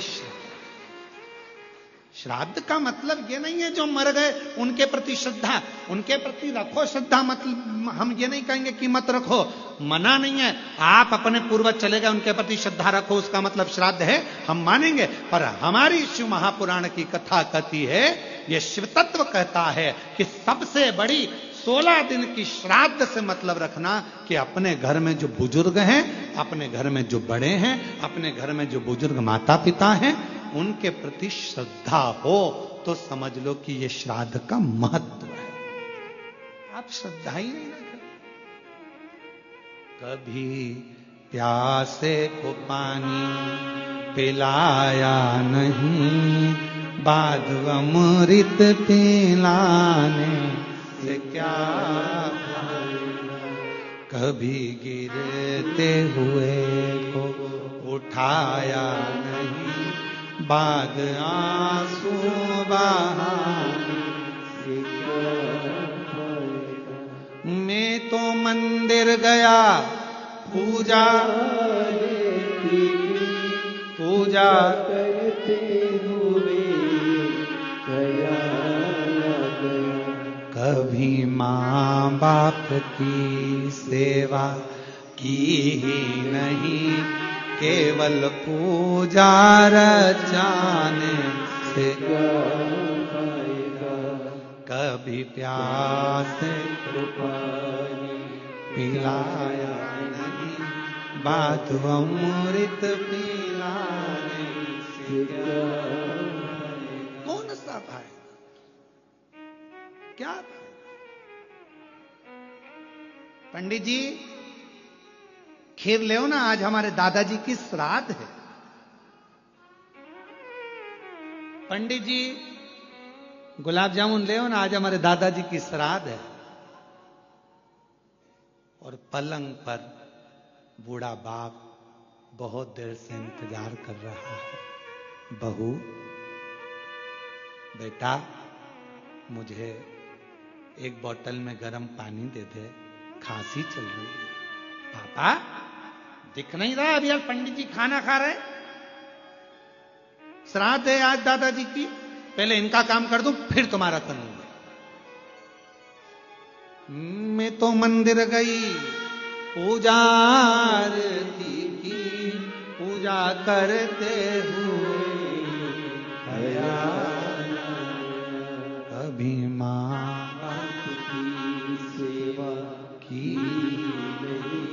फिर पूजा से क्या फायदा। अब फायदा क्या है, लाभ क्या क्या?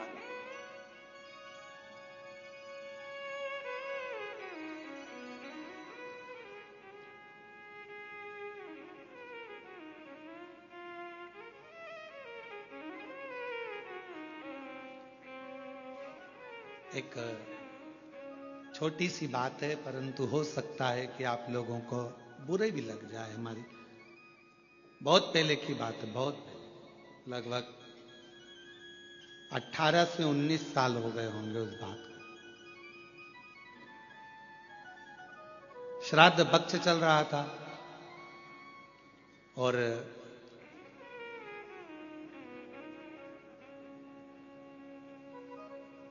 राजस्थान में कथा चल रही थी। जिन जजमान की यहां कथा थी, उन्होंने उनके एक कोई लड़की थी और वो कुंवारी अवस्था में, वो बिटिया लगभग 12th में थी और वो चली गई थी। उसके निमित्त का उस दिन उसका श्राद्ध था।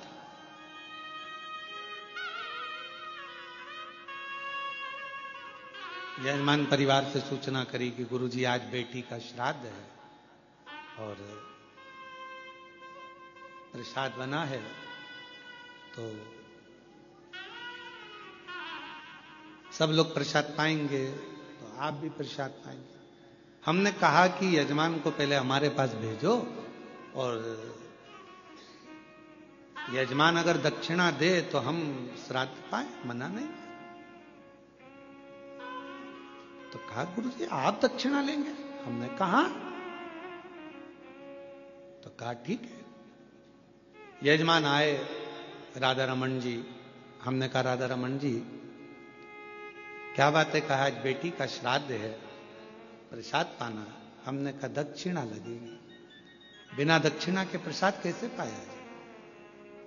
तो कहा गुरुजी बोलो क्या दक्षिणा लगेगी? हमने कहा एक दक्षिणा चाहिए।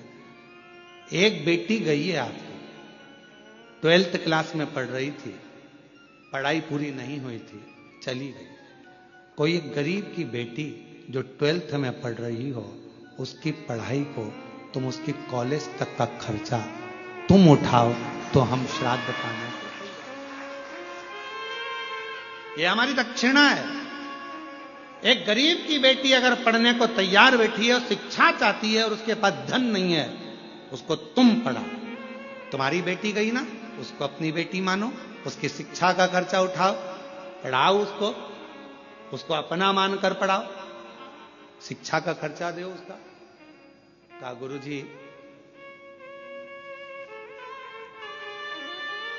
आंख में आंसू थे राधा रमन जी के और कहने लगे आज लगा कि मैंने बेटी का सही श्राद्ध किया है।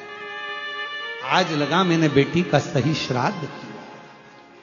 मेरी बेटी गई, मैंने दूसरे की बेटी को पढ़ाऊंगा, उसका कॉलेज तक विद्याध्ययन कराऊंगा, और अगर मुझे भगवान ने उस लायक बनाया तो एक दिन उस बेटी का कन्यादान भी मैं अपने हाथों से कर दूंगा। इसको कहते हैं कि तुमने अपनी बेटी की जगह बेटी को संभाला। केवल एक ब्राह्मण को भोजन करा देना, श्राद्ध का भाग निकाल देना, यह मूल नहीं है। मूल यह है कि किसी के चेहरे पर आपके द्वारा प्रसन्नता आ जाए। और आज मैं कहूंगा नारखेड़े जी, पाटिल जी, मेरे को बड़ी प्रसन्नता इस चीज की कि जिस बेटी को उन्होंने पढ़ाया, नमिता उसका नाम है, और वो आज पटवारी बन गई है और पटवारी बनकर पटवारी का जॉब कर रही है। और आप मानेंगे नहीं, नारकड़े जी कभी योग लगेगा तो मैं उसको मिलवाऊंगा आपसे, उस नमिता बेटी से, कि जिन्होंने उस बेटी को पढ़वाया उसकी मां नहीं थी, उसका बाप था केवल, और बाप दूसरे के यहां काम करता था। बेटी पढ़ गई, पिताजी के जो लड़का था 2-3 उसके बहुएं आ गई, पिताजी को रखा नहीं, तो वो जो दूसरे की बेटी थी उस बाप को अलग से मकान दिलाकर वो बेटी अपने पिता को वहां रख रही, जिसने पढ़ाया। ओरिजिनल बाप नहीं है वो, पिता नहीं है, पर उसका साथ है। श्राद्ध किसको कहते हैं? श्राद्ध का मतलब क्या है? आज दुनिया के लोगों ने केवल सोशल मीडिया पर श्राद्ध को हंसी का पात्र बना रखा है। एक बहन फोन लगाकर कहे कौवे को निमंत्रण देती है, कौवा कहता है मैं व्यस्त हूं, ये श्राद्ध है? हमारे सनातन धर्म की हंसी उड़ाने के लिए श्राद्ध है? पंडित को खाना खाते हुए दिखाया जाता है, बहुत पेट वाला हंसता हुआ, क्या ये सोशल मीडिया पर श्राद्ध का परिचय है? कौवों की टीम बैठी हुई है छत के ऊपर और उसको दिखा रहे कि ये श्राद्ध है। ये हमारा सनातन धर्म की हंसी है, इसको हम श्राद्ध नहीं कह सकते।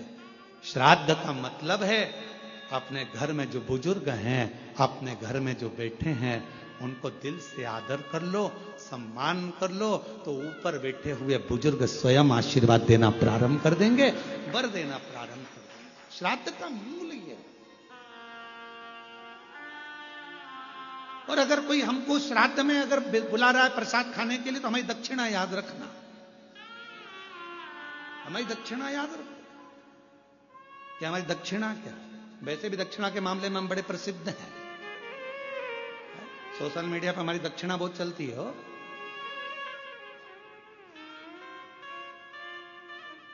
पर हमारी दक्षिणा याद रखना कि हमें अगर श्राद्ध पक्ष में प्रसाद पवाना है, जिसको बुलाना है हम आने को तैयार है, पर शर्त यह है कि अगर बुजुर्ग के श्राद्ध में बुलाओगे तो एक बुजुर्ग को तुम्हें उसके मरते दम तक संभालना पड़ेगा। एक महिला के श्राद्ध में बुलाओगे तो एक बुजुर्ग महिला को, एक गरीबड़ी को, तेरे घर की बुजुर्ग महिला को तुझे संभालना पड़ेगा। ये दक्षिणा दे और संकल्प देना पड़ेगा। संकल्प अगर टूट गया तो समझ लेना तूने संकल्प किसको दिया? 12 ज्योतिर्लिंगों को। शिवर वाला महाराज केवल शंकर को भजता है, शिव का स्मरण करता है। इसलिए बड़ा सोचिए, केवल जो मर गए चले गए उनके प्रति श्रद्धा श्राद्ध नहीं है। श्रद्धा वो, श्राद्ध वो जो तुम्हारे घर में बैठे हैं, घर में रह रहे हैं, बुजुर्ग हैं, माता पिता हैं, चाहे अपने पति के माता पिता हो, चाहे पत्नी के माता पिता हो, जो हो उनका आदर होना चाहिए। क्योंकि श्राद्ध पक्ष में आप लोग कभी गया जी गए हो या पिंडदान करा हो तो उसमें 2 चीजें लगती है, एक पिता का पक्ष, एक मां का पक्ष। इसलिए दोनों देखे जाते हैं। तुम्हारी पत्नी है तो उसका भी पक्ष देखा जाएगा, तुम्हारा पति है तो उसका भी पक्ष देखा है। दोनों के माता पिता का आदर करिए, दोनों के माता पिता का सम्मान करिए, दोनों के आदर पूर्णता का भाव रखिए, आपको सुख मिलेगा, आनंद मिलेगा, पूर्णता का।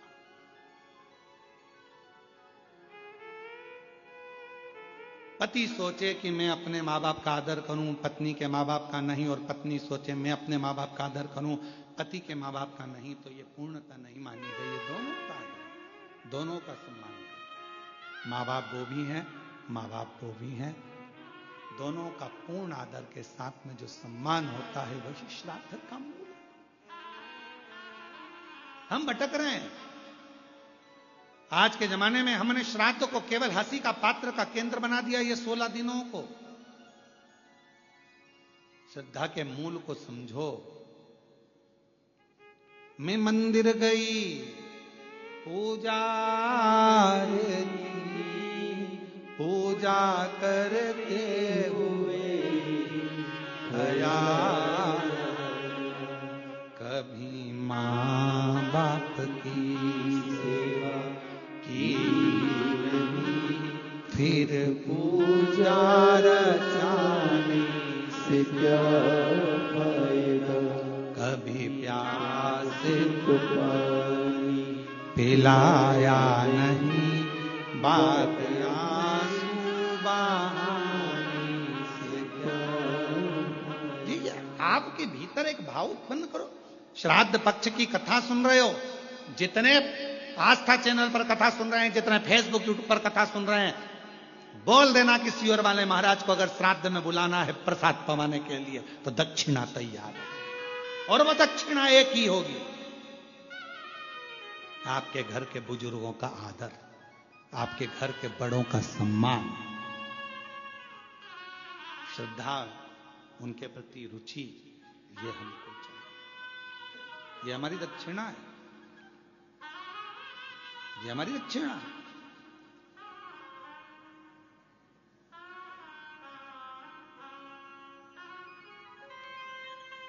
शिव तत्व को जानो।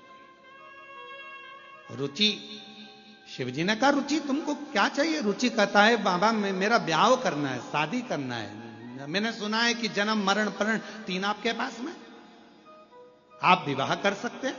शिव जी ने कहा पर तुम्हारे पितृ तृप्त नहीं है। जब तुम्हें अपने पूर्वजों को पानी देना था, पिलाना था, तब तुम घर छोड़ गए। माता पिता तुम्हें ढूंढते रहे। होता है, एक लड़का जा रहा था मोटरसाइकिल लेके, उसने जो बुलेट चालू करी वो बम बम बम बम बम बम, जो उसने चलाना चालू करा, पापा ने आवे लगी, ए बेटा इधर आ। दौड़ के आया बेटा, ए बेटा रवि जा तो मुझे थोड़ा सा पानी ला दे बेटा, एक गिलास भर के, जा जल्दी दौड़कर। लड़का दौड़कर अंदर गया, अपनी मम्मी से कहा मम्मी मैं काम से जा रहा था और पापा ने मेरे से पानी लाने का कह दिया, पापा को एक गिलास पानी दे देना। और बेटा दौड़कर बुलेट चालू करी, भम भम भम भम चालू करके भट भट भट भट भट भट भट भट। मां आई, एक गिलास पानी लेके दिया। पति ने पूछा क्यों तुम पानी लेके आई? मैंने पानी तो तुम्हारे बेटे से मांगा था, तो वो इतनी जल्दीबाजी में कहां गया? इतने में मां ने सिर पे पल्लू लेकर बोला, रेलवे स्टेशन पे प्याऊ लगाई है बेटे ने, पानी पिलाने गया है। बाप ने माथा टोका, स्टेशन पे पानी पिला रहा, बाप यहां मंग रहा तो चिल्ला रहा स्टेशन पर। ऐसे ढेर सारे, क्या मतलब? चले चले रुचि, जब तुम्हारे बुजुर्ग तुम्हारे से पानी मांग रहे थे तुमने घर छोड़ दिया, जब तुम्हारे बुजुर्ग तुमसे जल मांग रहे थे तुमने घर छोड़ दिया, और अब कहते हो कि मैं तुमको कुछ दूं? तो तुम्हें उन बुजुर्गों को प्रसन्न करना पड़ेगा, तुम्हारे पितरों को तृप्त करना पड़ेगा।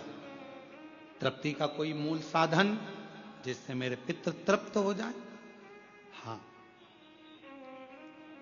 यदि श्राद्ध पक्ष के अंदर प्रदोष तिथि पड़े और श्राद्ध की प्रदोष के दिन यदि शाम के समय पर प्रदोष काल में एक 4 बत्ती का गाय के घृत का दीप लगाया जाए और 4 पितरों का स्मरण किया जाए,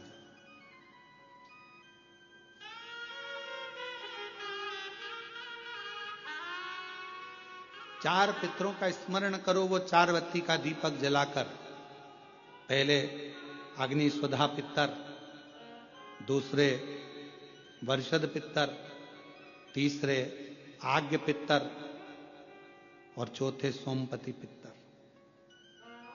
इन 4 पितरों को नमन करो, प्रणाम करो, और वो 4 बत्ती का दीपक या तो पीपल के वृक्ष के नीचे या मेरे शिवालय में जो प्रदोष के दिन अंकित कर देता है, जला देता है, प्रकट कर देता है। जो मन से मांगता है पितृ और शिव उसके भंडार कभी खाली नहीं करता, उसकी झोली भरा आ जाती है, भरा।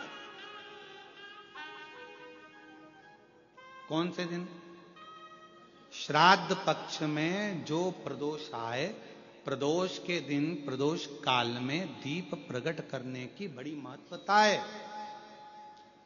आपने 16 दिन अगर ब्राह्मण को भोजन नहीं कराया है, 16 दिन अगर तुमने अन्नदान नहीं करा है, 16 दिन अगर कोई दान नहीं दिया है, तो भी यदि प्रदोष के दिन श्राद्ध पक्ष में जो प्रदोष आएगी, उस प्रदोष के दिन श्राद्ध पक्ष के 16 दिन के अंदर जो प्रदोष आए, प्रदोष काल में चौमुखी दिया 4 पितरों का जिनका नाम अभी वर्णन किया उनका स्मरण कर कर यदि प्रज्वलित किया जाए तो उसका फल अधिक मिलता है। और जो कामना कर कर हम दीप लगाते हैं वो कामना हमारी वर्ष भर पूरा नहीं होता और बाबा उस कामना को पूर्ण कर देता है, पितृ पूर्ण कर देता है। तो अपने पितरों का नाम लो और लगाओ चार, क्योंकि ये 4 पितृ 4 दिशाओं से हमको सुरक्षित रखते हैं। अग्निस्वध पितर हमारे पूर्व दिशा से हमें सुरक्षित रखते हैं। वर्षद पितर हमें दक्षिण दिशा से सुरक्षित रखते हैं। और महाराज